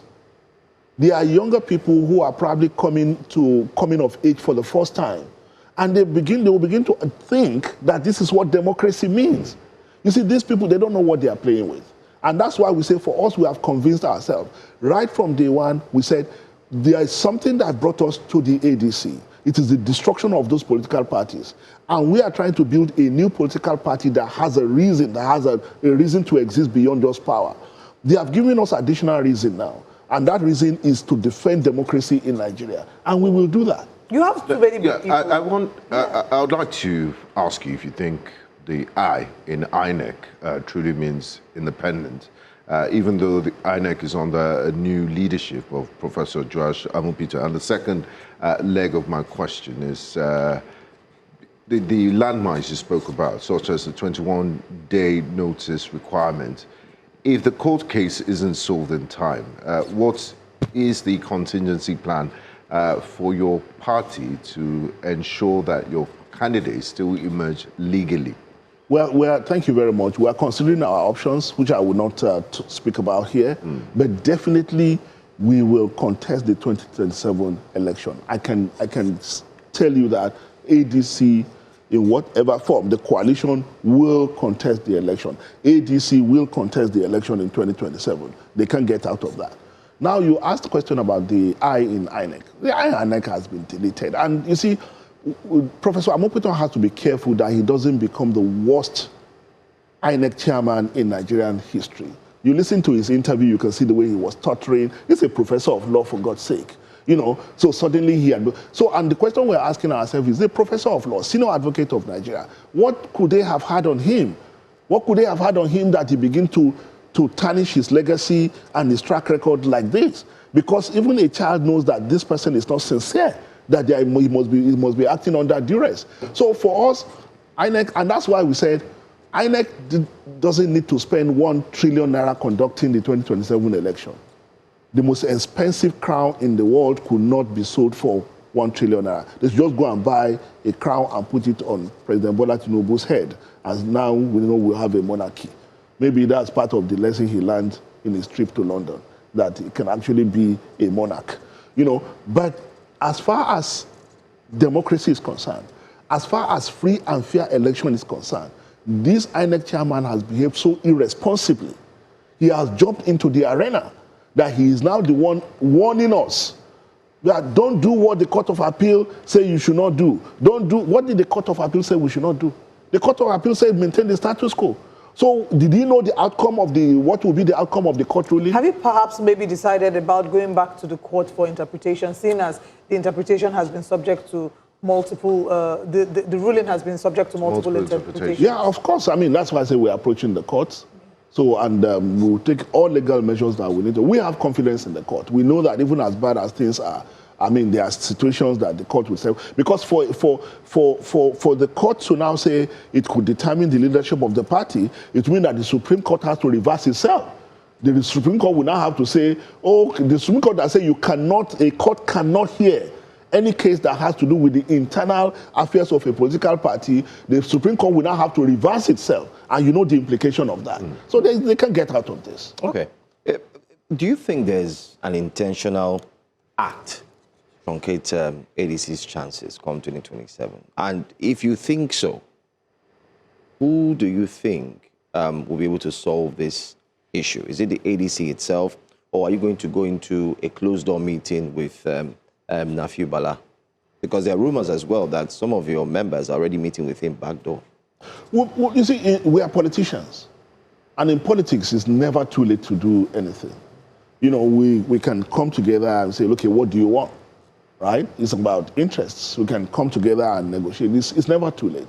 We are open to having conversations with him, just like any other party member that have reasons to be aggrieved. You know, but the situation we have found ourselves is such that he appeared to have been hijacked by the government forces who found a willing tool in him and have given him resources that probably he has never seen before, and he has been deliberately intransigent. Because he's from Gombe, people approached his father and asked him to talk to himself, and his father said, look, I've not seen this boy in 2 years, I can't talk to him, I call him, he doesn't pick my call. You know, so I hope this is not the case. I hope he will retrace his steps, and he will come to reason. We are open to having conversations with him. We are a political party, and politics is a game of addition, not subtraction. So not him, even if it were not him, it's somebody else, will be happy to keep people within the party, not outside the party. So we have a role to play in solving this issue, and we'll do our best to solve it. But the courts are always there for every citizen to approach to get justice.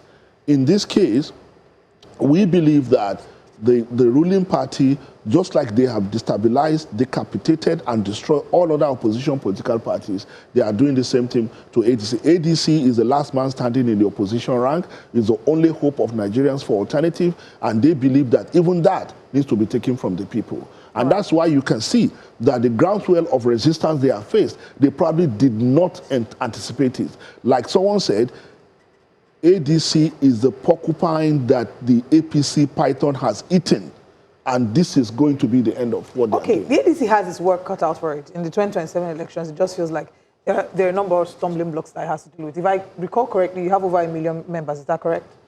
We have, the last time, we have 2.9 million. Brilliant. So I'm going to ask a two-part question. And 500,000 joined from April 1, when INEC made an announcement, more than 500,000 registered. All right. What structures will be put in place to ensure that this 2.9 million, over 2.9 million members, are able to translate at the polls, and they're able to convince more and more Nigerians to vote for the ADC? And also, you have too many leading figures, too many strong figures within the party that have interest in leading the party. We can start to call them, we know them, without going into calling their names. How does the ADC plan to deal with these multiple interests in the occasion where one wins or one comes out the party's flag bearer and the others are disgruntled? How do you hope to navigate that? Thank you very much. You see, this crisis is actually God sent. Adversity has a way of uniting people than success or victory. So this situation that we have found ourselves has brought our leaders and all the potential aspirants together more than ever before. Before this situation, you find supporters of Peter Obi, supporters of Alhaji Atiku Abubakar, supporters of Amechi, supporters of Kwankwaso, supporters of other people pointing their guns at one another. Fragmented opposition. Fragmented. But now you find all of them pointing their guns at the common enemy. And we have united our rank. This crisis has brought us closer. And I believe that under this situation, it's even easier for us to manage this situation, because everybody now has realized the existential challenge that we face, the responsibility that we have. I gave a radio interview yesterday to a station in Abeokuta. When callers were phoning in, I expected that, okay, because it's the heartland of the Yoruba land, maybe they will say, oh, ADC and all that. But what I was hearing is that people saying, ADC, if you give up on this, God will punish you, because you are the only hope we have. People from Abeokuta phoning in to say this. So we know the responsibility that we carry. Our leaders know that what is at stake is bigger than any individual ambition, and we'll be able to, they will behave accordingly. Now, I mean, history is written every day, and we're being an active part of history. Nigerians will recall the days of youths earnestly asked for Abacha, the 5 political parties that adopted him as candidate. The five fingers of a leprous hand. Yeah. Yes, and fast forward to today, many have made comparisons with what happened then with the crisis that opposition parties are going through. What message do you have for Nigerians, and are there any guardrails and lessons that could prevent this from happening, or an attempt to try this sort of strategy in the future again? Well, thank you very much for that. Like it is said, the price for freedom is eternal vigilance. We have done this democracy for how many years now? Since 1999, 28 years now. So if we were complacent and think that we are now safe from dictatorship, it is now clear what is playing up before our very eyes is that the possibility of civilian dictatorship is there and it's alive, and that this generation, our generation, fought military rule and fought Abacha, that this generational responsibility is to fight civilian dictatorship, because democracy is work in progress, nation building is work in progress. So what we are saying is that what is happening now, what is unfolding before our very eyes, is the wake-up call to all Nigerians that this democracy is not safe, and that Nigerians will have to fight if we want liberty, if we want freedom. When I say fight, I don't mean so that before they say Bolaji is asking people to go and fight. I mean that they have to protect what we have as free citizens, and all of us have a role to play. This is, you see, this is not about ADC. Maybe it was about ADC, but it's no longer about ADC. And like I said, the media, the unions, everybody has a role to play. The fight for the freedom of Nigeria, for the independence of Nigeria, was not done by politicians alone. The media will play the frontline role, and the history of Nigerian freedom will not be complete without the role of the media. The fight against military dictatorship will not be. The story will not be completed without the role of the civil society groups and the unions. No, we remember Nupeng and Franco Korea and the rest of them.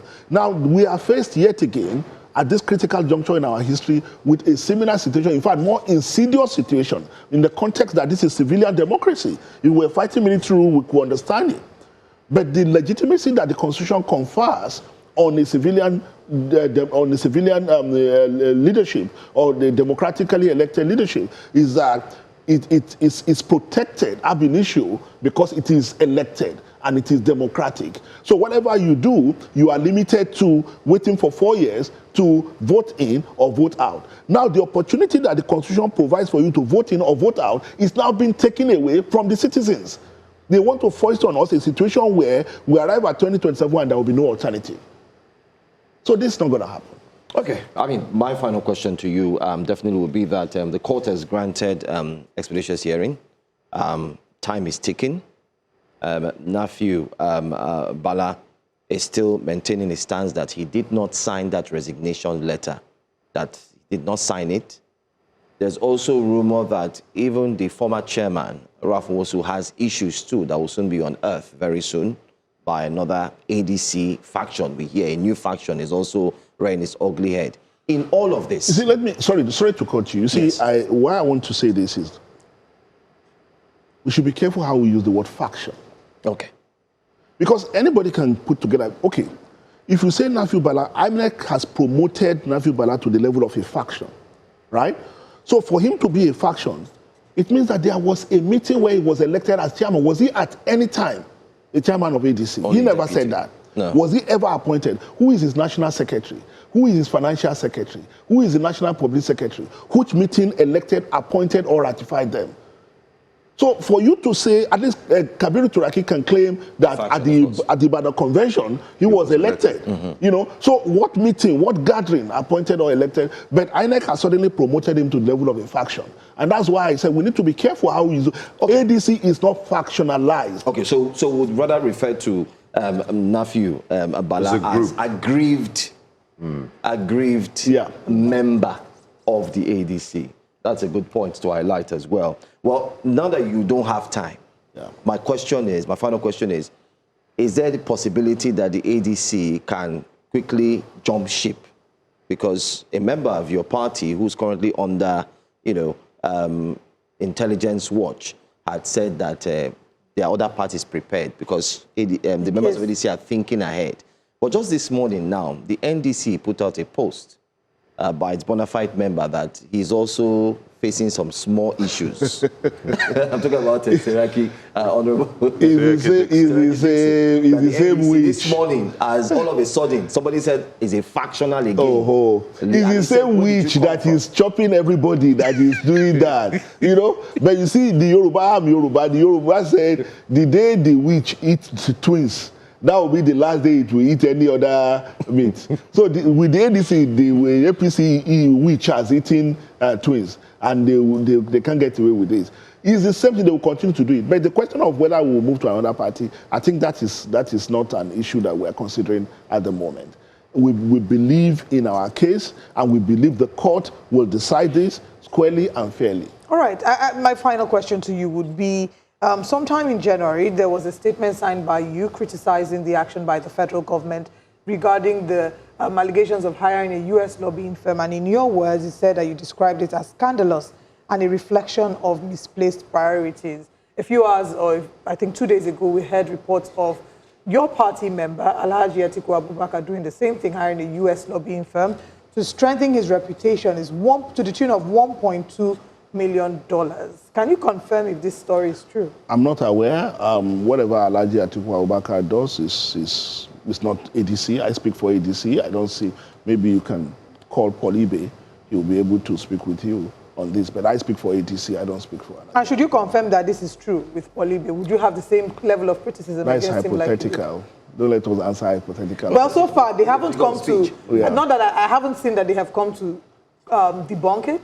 So far it's still in a story. the events that they have. Honestly, I'm not aware, and I don't want to indulge in what I don't know anything about. I read it just like you read it, but it's not a party thing. So if it were to be ADC, I cannot claim I don't know. Then but I don't know about that. All right. Just to mention, as we're wrapping up this conversation, that we've heard from his side, and there have been lots of strong statements that have been made against Nafiu Bala. We will be extending an invitation to him here on News Central Television. I'm sure that he will watch this interview and then would like to hear his own side of the story as well. Thank you so much for joining us there. Thank you so very much. My pleasure. Thank you very much. Thank you. We'll go on a very quick break. When we come back, there's more coming your way this morning. Please stay with us on Breakfast Central.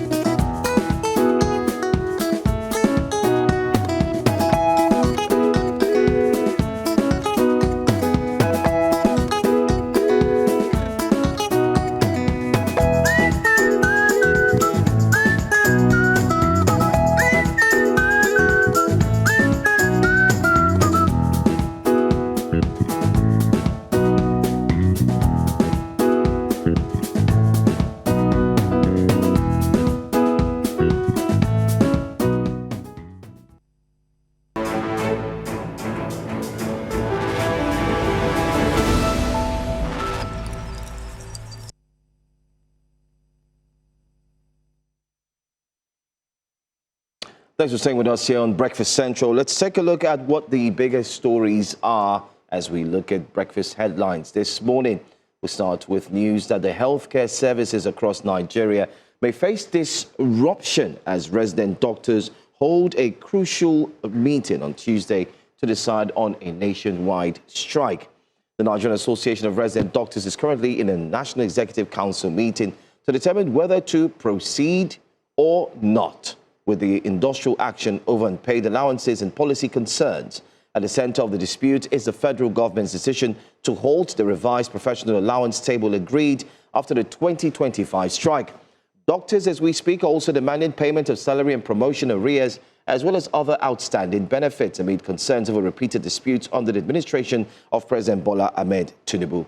If you recall, this morning on Breakfast Central, we had mentioned that the doctors had engaged or moved ahead with the strike, but the latest report suggests that they are in a fresh meeting, and we'll wait to bring to you the updates. Let's also tell you that fresh political tension is building in Kano State as Governor Abba Yusuf has dismissed claims that his time in office will be limited to just a single term. The governor, who recently switched from the NNPP to the APC, says that the report making the rounds is fueled by fake news and propaganda, while insisting that his defection has reset political calculations in the state. Kamar yadda muka ji wai suna cewa falle ɗaya. To abin da nake so na ce, ai dama mu a NNPP falle ɗaya rak muka yi kuma mun tafi mun basu kuma ba ma sha'awa. A jam'iyya mai albarka, jam'iyya mai mutane, jam'iyya mai mutunci, akwai falle biyu a jam'iyyar APC.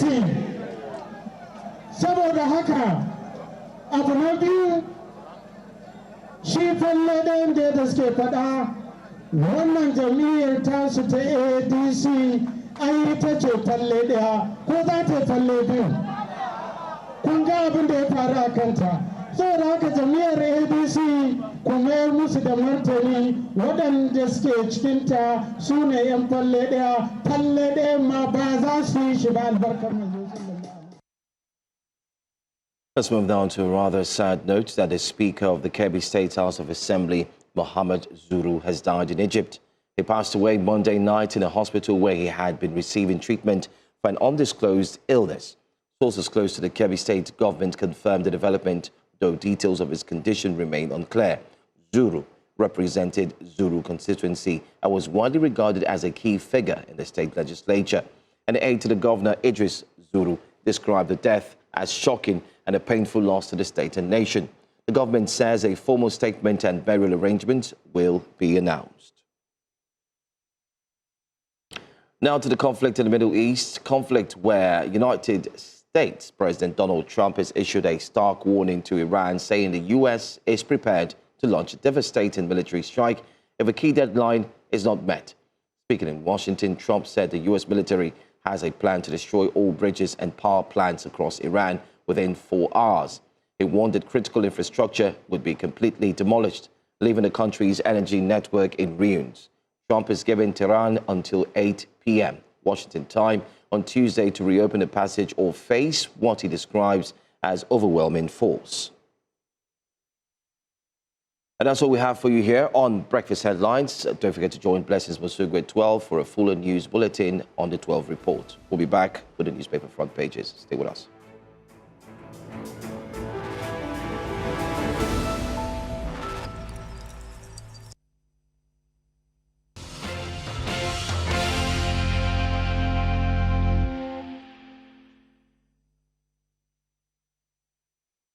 Welcome back on Breakfast Central. We are about to review the front pages of the newspaper, and joining us today is Benga's favorite newspaper analyst, Seun Okwade.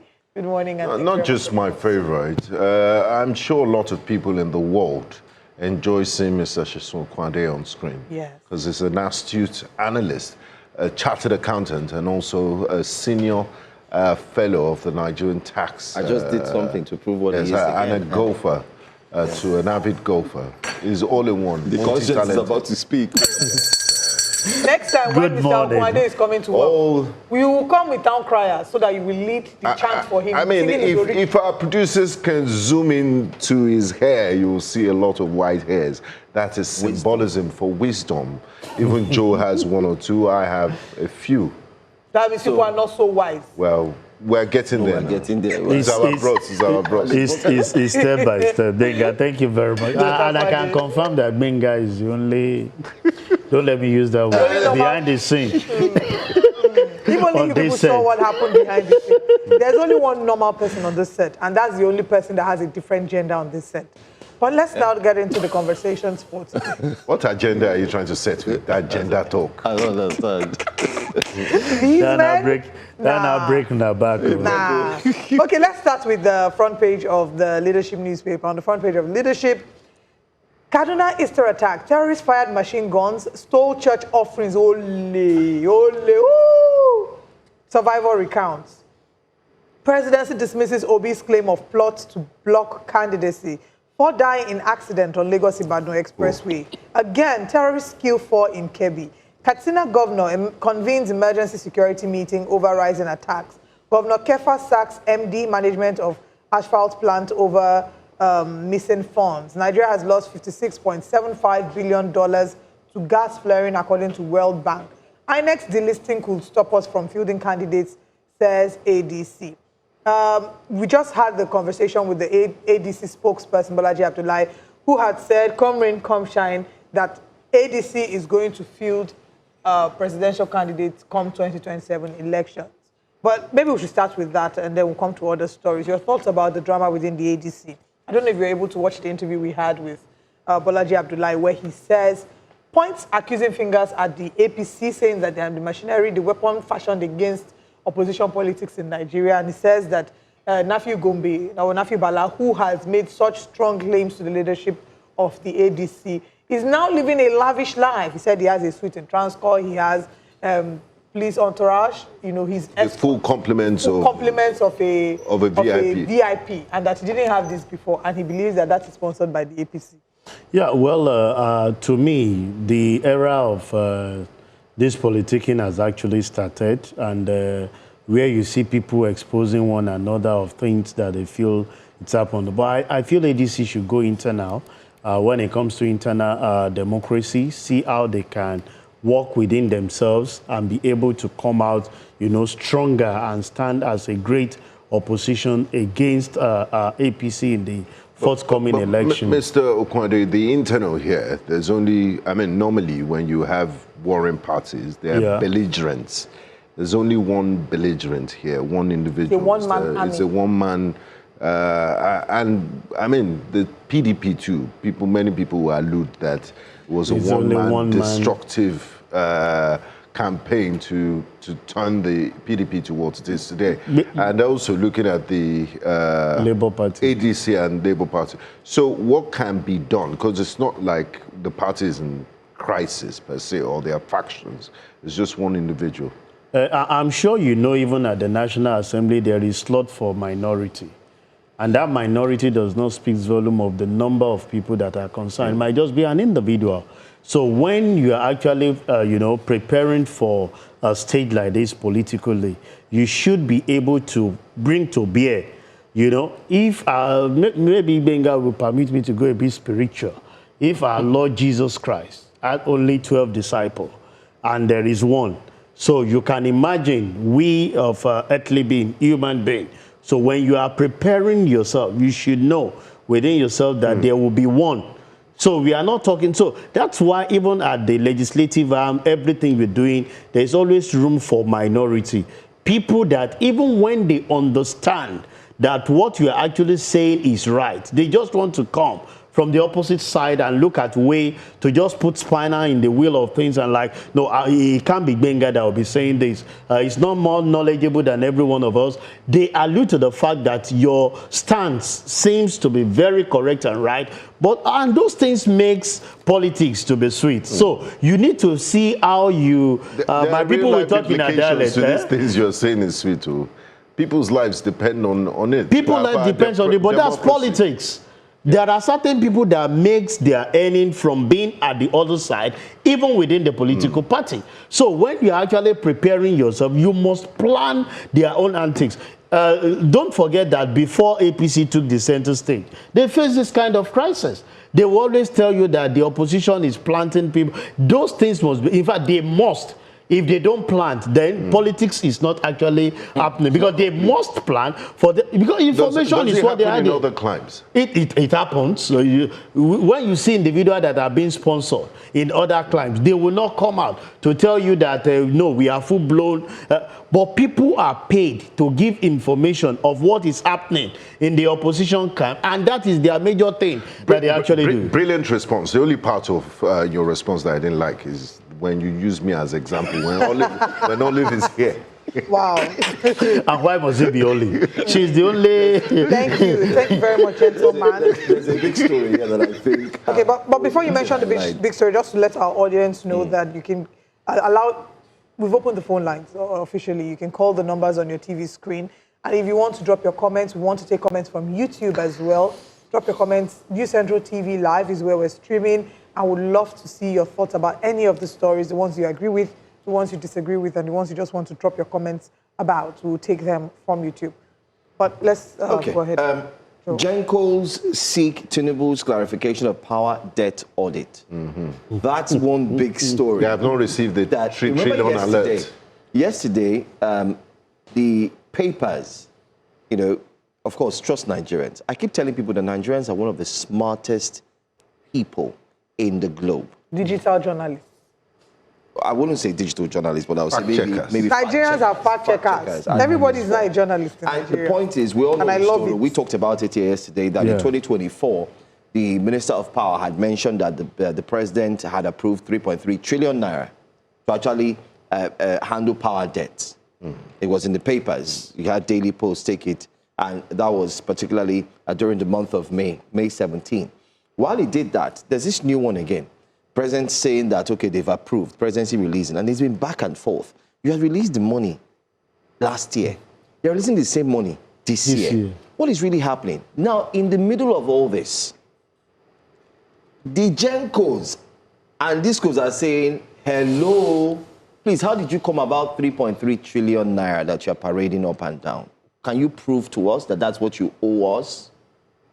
Where do we go to with all of this? So the Gencos are saying the money is more? No, they're just saying prove to us. Because there is no, how did you audit? How did you get that figure? They're also saying we should expect a tariff hike. Multiplicity of problems. You see, when it comes to issue like this, I look at the agencies saddled with the responsibility of monitoring activities that actually goes on. When funds are disbursed, you see from the Accountant General Office, you know, putting those things together in sync with the Ministry of Finance and the likes. And you have the Auditor General's Office, whose duty is actually to verify some of the claims that is actually being disbursed by Accountant General's Office and the Ministry of Finance. And you ask yourself, where is the place of Auditor General in the scheme of things? One, where is the space of the anti-graft agency, you know, who are like the watchdogs of some of these funds that are, you see, when there are, you know, arguments, whether we receive the money, how did we arrive at it? It speaks to a lot of data that we have out there that people will ask, how did you disband? All of us are here when we spoke about the issue of feeding feeding school children, this school meal. We asked the question, how did you arrive at the data? Did anybody in your area, you know, felt the impact of that feeding a child, you know, even when they were off school during that particular period? We've seen cash transfers. A lot of people have asked questions. How did you arrive at the database that actually, you know, summed up into the amount that is claimed that have been disbursed? Even when there are ways you discreetly, you know, give phone numbers of those people that have actually been paid this certain amount of money. Let's pause for a bit. There's always a problem with accountability. We have a call coming in from Lagos. Okoro, good morning. Thank you for calling. Please go ahead with your comment. Okay, good morning to everyone of you there in the studio. Good morning. Okay, actually, I want to raise my comments on the area that gentleman on the white attires spoke on earlier on the politics of the people. Honestly, in Nigeria, we know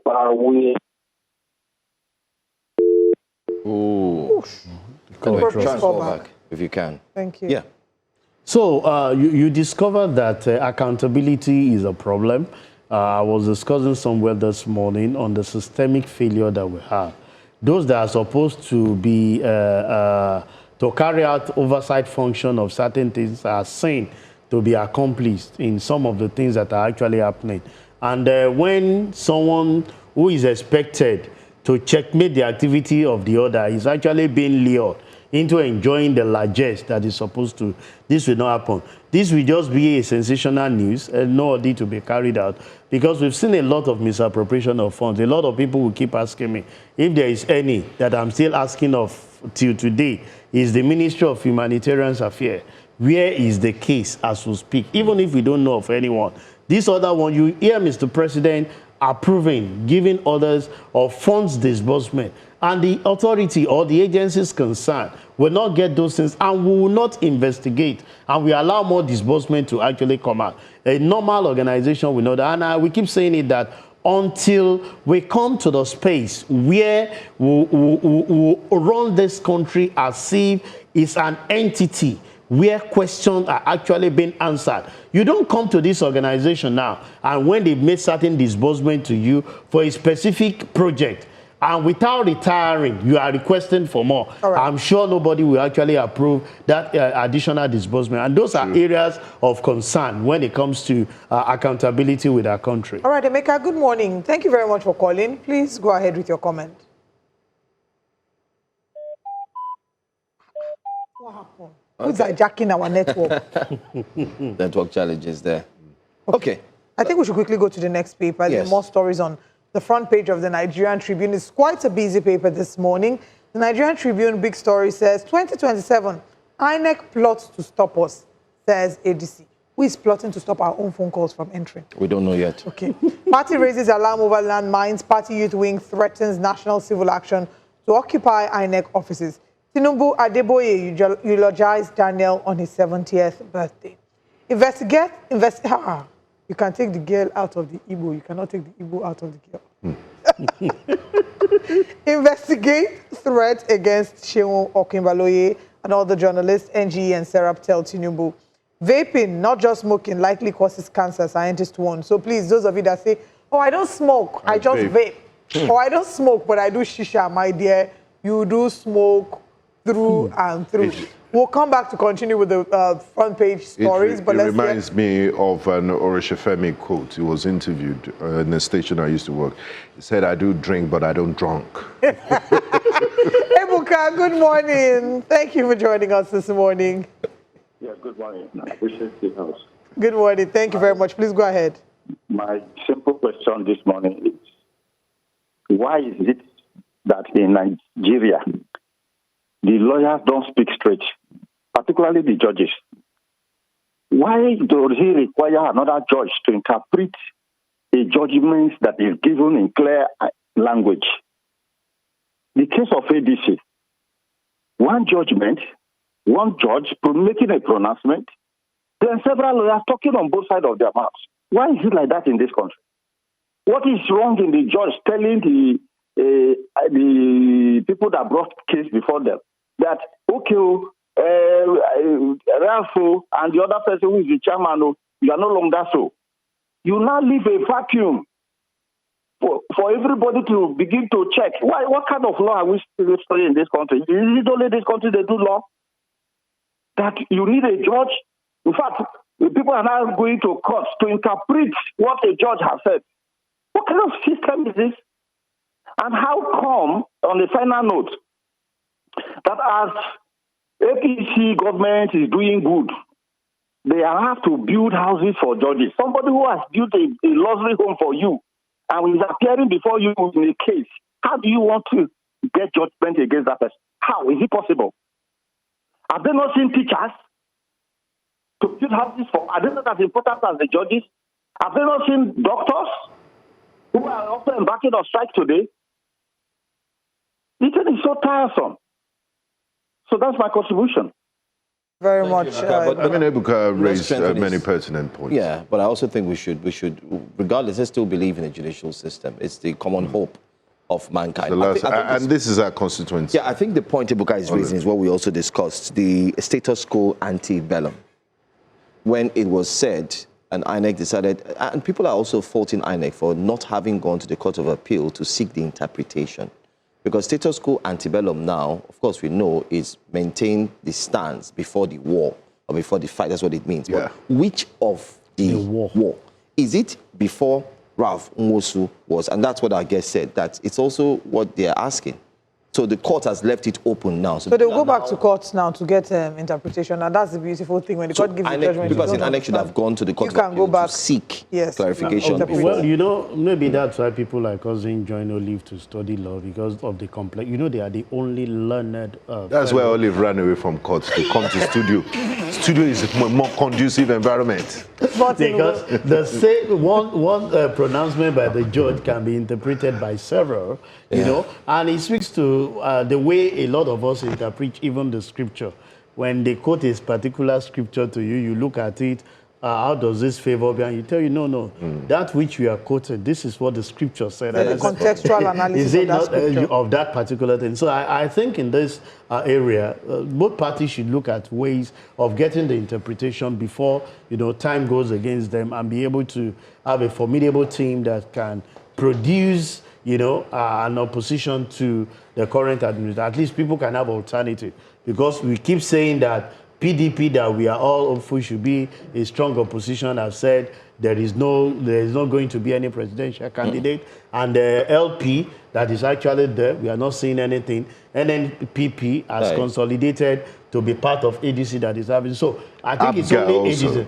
Abgar said they would support President Tinubu. So we only have APC and ADC. Accord definitely there are many. How about Youth Party, Boots Party, Zenith Labour Party? Zenith Labour. Yes, all of them are there, but you know they will consolidate to follow the two elephants. We used to have APC and PDP. But I think as we speak, it's APC and ADC. All right, let's hear from Larry. Good morning, Larry. Yeah, good morning. Good morning. I just wanted to make contribution regarding the ADC and the the APC issues that's currently going on. Yes, I think I listened to the spokesperson of the ADC this morning, casting aspersion on the ruling party, that they are the one, causing, their own party to be in disarray. Yeah, so yes, we do not want a situation where in the country, in the interest of democracy, that we have just one party, dominating the scene. That means there's no competition. However, I think the competitors too are falling short of what I call political ideas, because when you want to go and take somebody out, you have to plan, you have to be ahead of that person 10 times. Because politics is a game of competition. It's not something that is given to anybody. You have to, come to a very good strategy. You have to do your homework very, very, deeply. You have to get your legal team together so that whatever it is, any pitfall, that a potential pitfall or potential pitfalls can be spotted on time and be dealt with. Because if you have somebody from your party who is breaking away and given the ruling party the opportunity to procure, it then means that you have not done your homework. The people in APC do not have two heads. If you are pointing accusing finger to the president to say the president is the one doing this, yes, you may say that there are antecedents from Lagos, from Southwest, but everybody in politics or in any game will have to have his own, strategy or his own skills. For instance, take for instance somebody like in the game of football. I don't know if you guys are conversant with football very well. You have an era of Messi and a Ronaldo. A Messi, a very gifted, talented player, right? I mean, dominating the world scene. And you have a Ronaldo who also very skillful, but, very, also strategic in ensuring that he, reclaimed football crown from Messi. How did he do that? You have to go into your own shell to get prepared to be able to challenge the master. If you are not prepared and you are caught, in between, and you are now crying, then you are not ready for this democracy. Democracy is a game. We keep referring to the Western world. Look at what's happening in America. A Donald Trump, that's supposed to be the leading democracy in the world. If you look at what Donald Trump is doing today, can you say that that's democratic? But the truth of the matter is that Donald Trump knows that he has enemies in the Democrats. And whatever he We have to go now because we're almost at the end of the show. But thank you very much for your contribution. Yeah. If I were to summarize what Larry has said in Yoruba language, I would say, we're laughing, we're. What does that mean? I mean, but like you have to use madness to look at madness. Meaning that you have to... I don't agree with him. Like, I mean, they're democratic principles, and if you're willingly, known to be truncating or preventing others, it's not strategy. Let's argue policies. Let's talk about... But the question is, what is our reality? Is our reality the argument of policy? The fact remains that you need to be strategic. Or let's be fair. Even in corporate organization, people plant moles in competitive organizations that feed them information, not having privilege to some of those things. Okay, let's so take those some things comments. happen. So you must actually move ahead of your competition so that when they are coming with their antics, you should be able to just sort of not you pointing, accusing finger that they are the reason for your failure. And I hear, Gwenga, what you said is what should be applicable. But like they say, the law as it is a far cry from the law as it should be. So the current state of our politics, does it allow for that, their policies? Is it not a very laughing situation? I want to take comments from YouTube. Who offend you? You say, Oga, shut up, please. Which of the Oga are you telling to shut up? Is it our caller? Or is it somebody on this set? Felix Okechukwu says, wonder the kind of education we acquire in this country. A contestant is the one appointing who will announce the result of an election. He's a participant. Yeah. It's the big elephant in the room, and it removes the I in INEC. Yes. I mean, how can you be independent? And Chijioke Nwazurume says, it is madness for a country's president to be the one to appoint an umpire INEC chair. Imagine Team A appointing the referee for a soccer match. We are not serious in this country. I mean, it's similar to one of the issues that the callers raised about the appointment, the Chidi Odinkalo, the former head of Nigeria Human Rights Commission, did tag Minister Wike as Minister of Judges Welfare. Now, why are you building houses for them? Why judges? Why not firemen? Why not teachers, professors, and others? What's your interest in the judiciary? Yeah, well, maybe you say he's a barrister. And he decided to take care of the constituency first. I don't even mind if they don't build houses for journalists. As long as they build for accountants, I'm okay. Just allow accountants to be at the center of the state. They will take care of their constituency. Michael Obieku says we should invite Nafi Bala for questioning, even though he won't honor the invite because of the kind of questions you guys are going to ask him. Well, we've extended our invitation. And why don't we do ambush journalism? Since we have a studio in Abuja now, we can position a roving reporter at the lobby of Transcorp, and then they put the mic in his mouth. Sir, the head the one that is the weapon fashioned against ADC. How do you feel? Benga, please. Okay, we have a call coming in from Kano, I believe. Good morning. Chinedu, good morning. Thank you very much for calling. Please go ahead with your comments. I'm enjoying your news analysis. I just want to comment briefly on the last day. Can you hear me? You can. Please go ahead. I just want to contribute briefly on what the last speaker said. He made mention of Messi. There is no hard rival. There is no hard rival between Ronaldo and Messi. One can achieve what he wants. If the referee is not neutral, the referee has to be neutral. In order for the effort of either one to be materialized, there is no matter how the effort you will make in the football pitch, if the referee is against you, there's no how you can achieve what you want through your effort. That's what I want to say based on the analysis you made between the Messi and Ronaldo. INEC is a big problem in the democracy. Unless INEC is neutral, I have fear for this democracy. Thank you. Messi and Ronaldo situation, the referee, the umpire is still neutral. Is neutral. Exactly. And before you turn Breakfast Central to sports show, please. Game on. In the game on. Game on. In the game is coming up later. Yes. All right. Let's still take some stories on the front page. Federal government, this is Nigerian Tribune still. Federal government orders probe as indigenous barge operators shrink from 83 to 8. Article to Tinubu, keep your words to stop killings. Insecurity, now national emergency, Obi says. Once against plots to block his candidacy. Don't blame Tinubu for your misadventure in ADC presidency, says. Bottom page, police officer, 2 officers killed as security officers repel attack in Katsina. Terrorists kill 3 in Plateau. Troops kill 65 bandits in Zamfara. 31 kidnapped worshippers in Kaduna. Easter attack still in captivity. Now, this was I want to link that bottom police officer others killed, stories of insecurity, to what Alhaji Atiku Abubakar, former vice president, is saying to Tinubu, keep to your words, keep your words to stop killings. I mean, it's almost like clockwork. Statements, press releases, condolence visits, on top of the situation, and then tomorrow, it's back to status quo. So,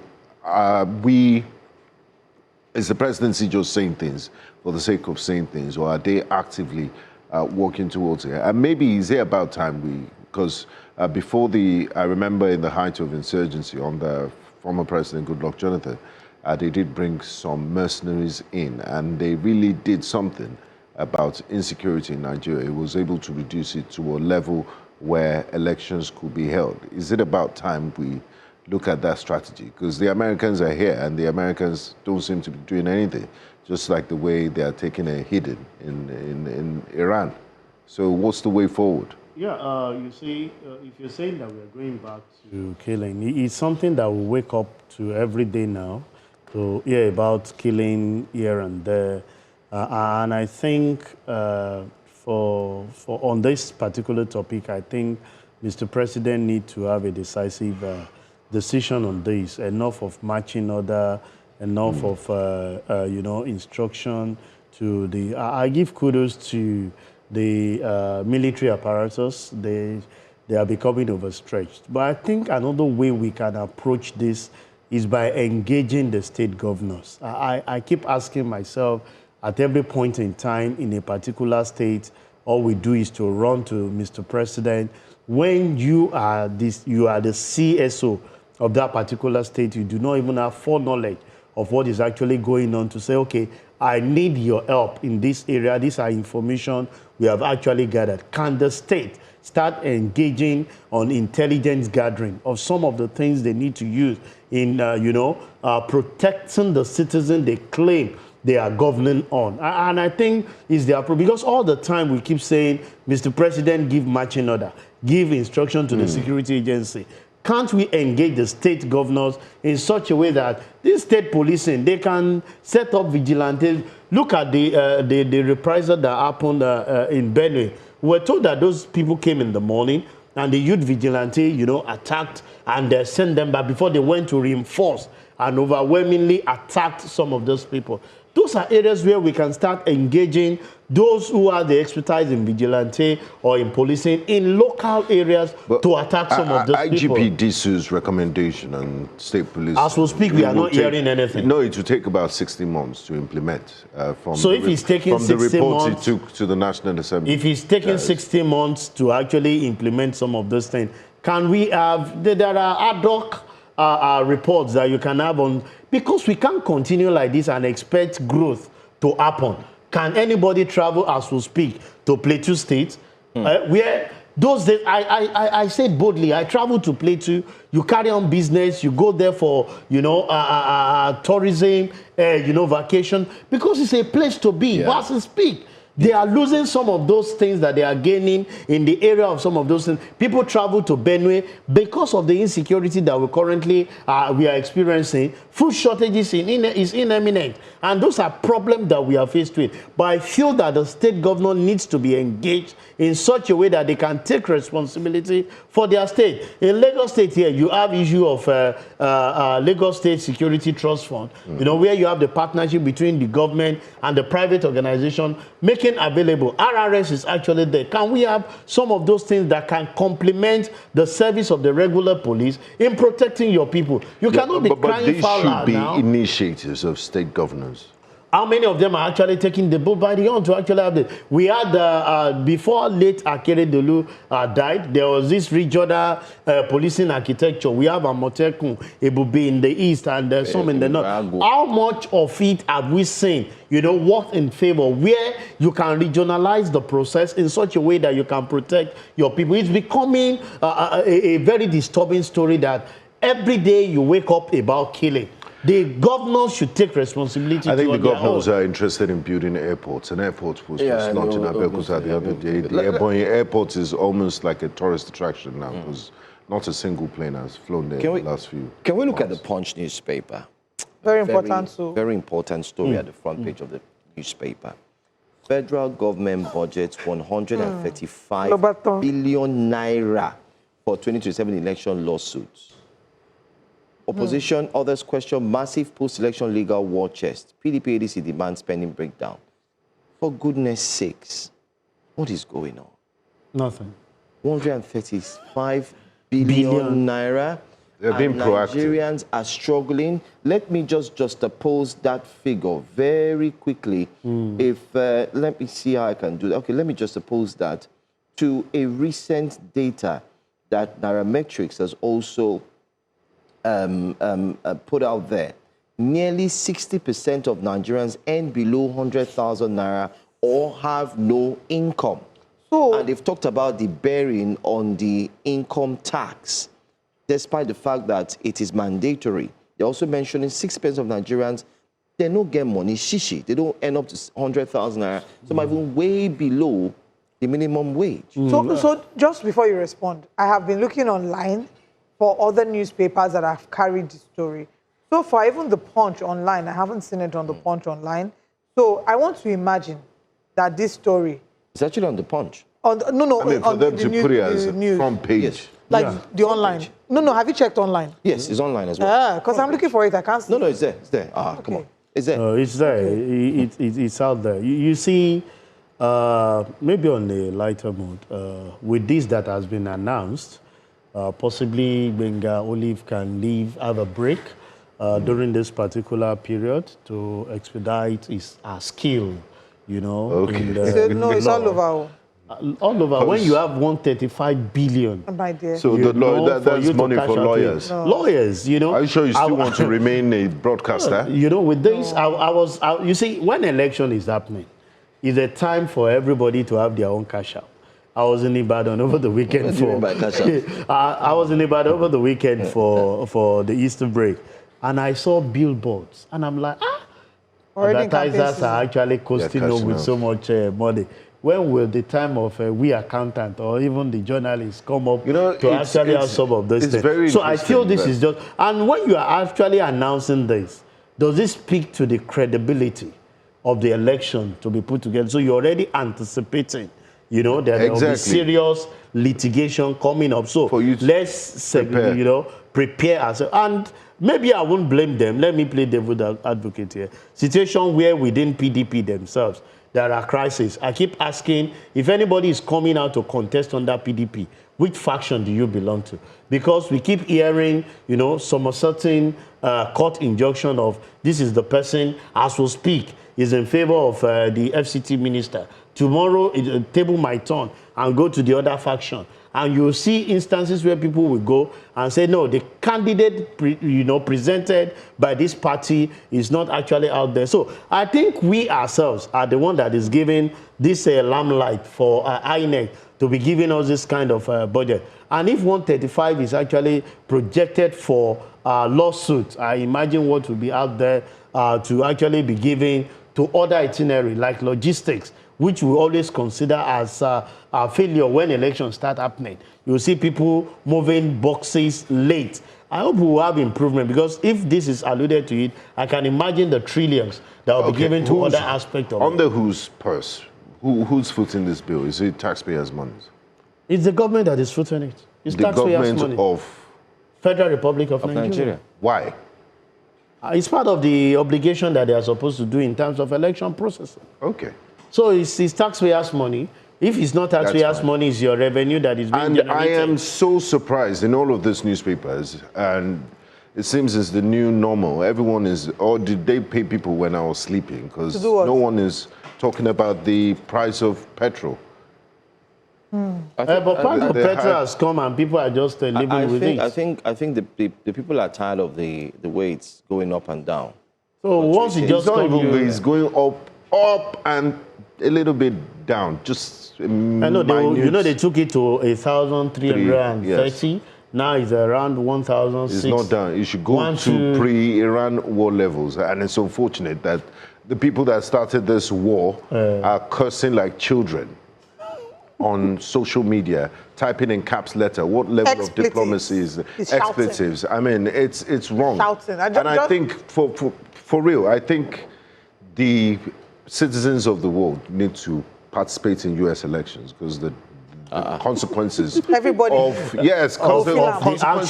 action of the United States has an overbearing influence on how people live. I'm here in Ogba just because President Trump and Netanyahu decided to start a war, illegal war against Iran. I'm now paying money that should be going into other ventures for petrol. It's not right. And I drive a V8 engine. Maybe you can take the lead in such a way that we can have other people participating in UX. You know, you are international correspondent. Yes, all of us should vote in US elections to avoid this sort of things. Anyway, we're... just to confirm. I don't understand all of us. Just to confirm, I looked online and I did confirm that, you know, that story, I have seen it on The Punch. Femi Falana SAN had said that typically they don't pay more than 3 million naira per brief, even to a senior advocate. That yes, INEC has its department, and they don't pay 3 million per brief, and he doesn't see why, you know, they have that much allocated, and that typically INEC may not spend up to 20 billion naira on the election battle. So he wonders why that number is, you know, that according. Even 20 billion. We will dig into that, but just to mention, as we are, yeah, we should probably talk about it tomorrow. They said they should give a breakdown. So let's it'd be great for us to reach out to INEC and have them join us on the show tomorrow to break that down, and also to reach Reda. We'll reach out to Nephew Bala to come and share his own side of the story. Everybody deserves a fair hearing, and that's what we are here to do on the show. Thank you for joining us. Thank you, Mr. Okwade. It's always a pleasure. Thank you, Mr. Okwade. From I look forward to joining you on the golf course one of these days. Let's tee off. Yeah, I'm inviting you possibly. I think I'm having a program on Friday, Saturday. Okay. You're free, just join us. Yeah, guys. Can I join? No. I won't be at work on Friday, please. But can I join for I have a valid reason. No, do you think I should join? No, you're free to come. You see, I shouldn't join. Please don't. Thankfully, I know that I've seen you enough on set. And we have very bad golfers. Oh, one of my friends is in the Akudo Anyoha. She's a golfer. And when you play with them, you what's her handicap? You guys already familiar with some of our terms. All right, see you tomorrow. Have a wonderful day. Bye, everyone.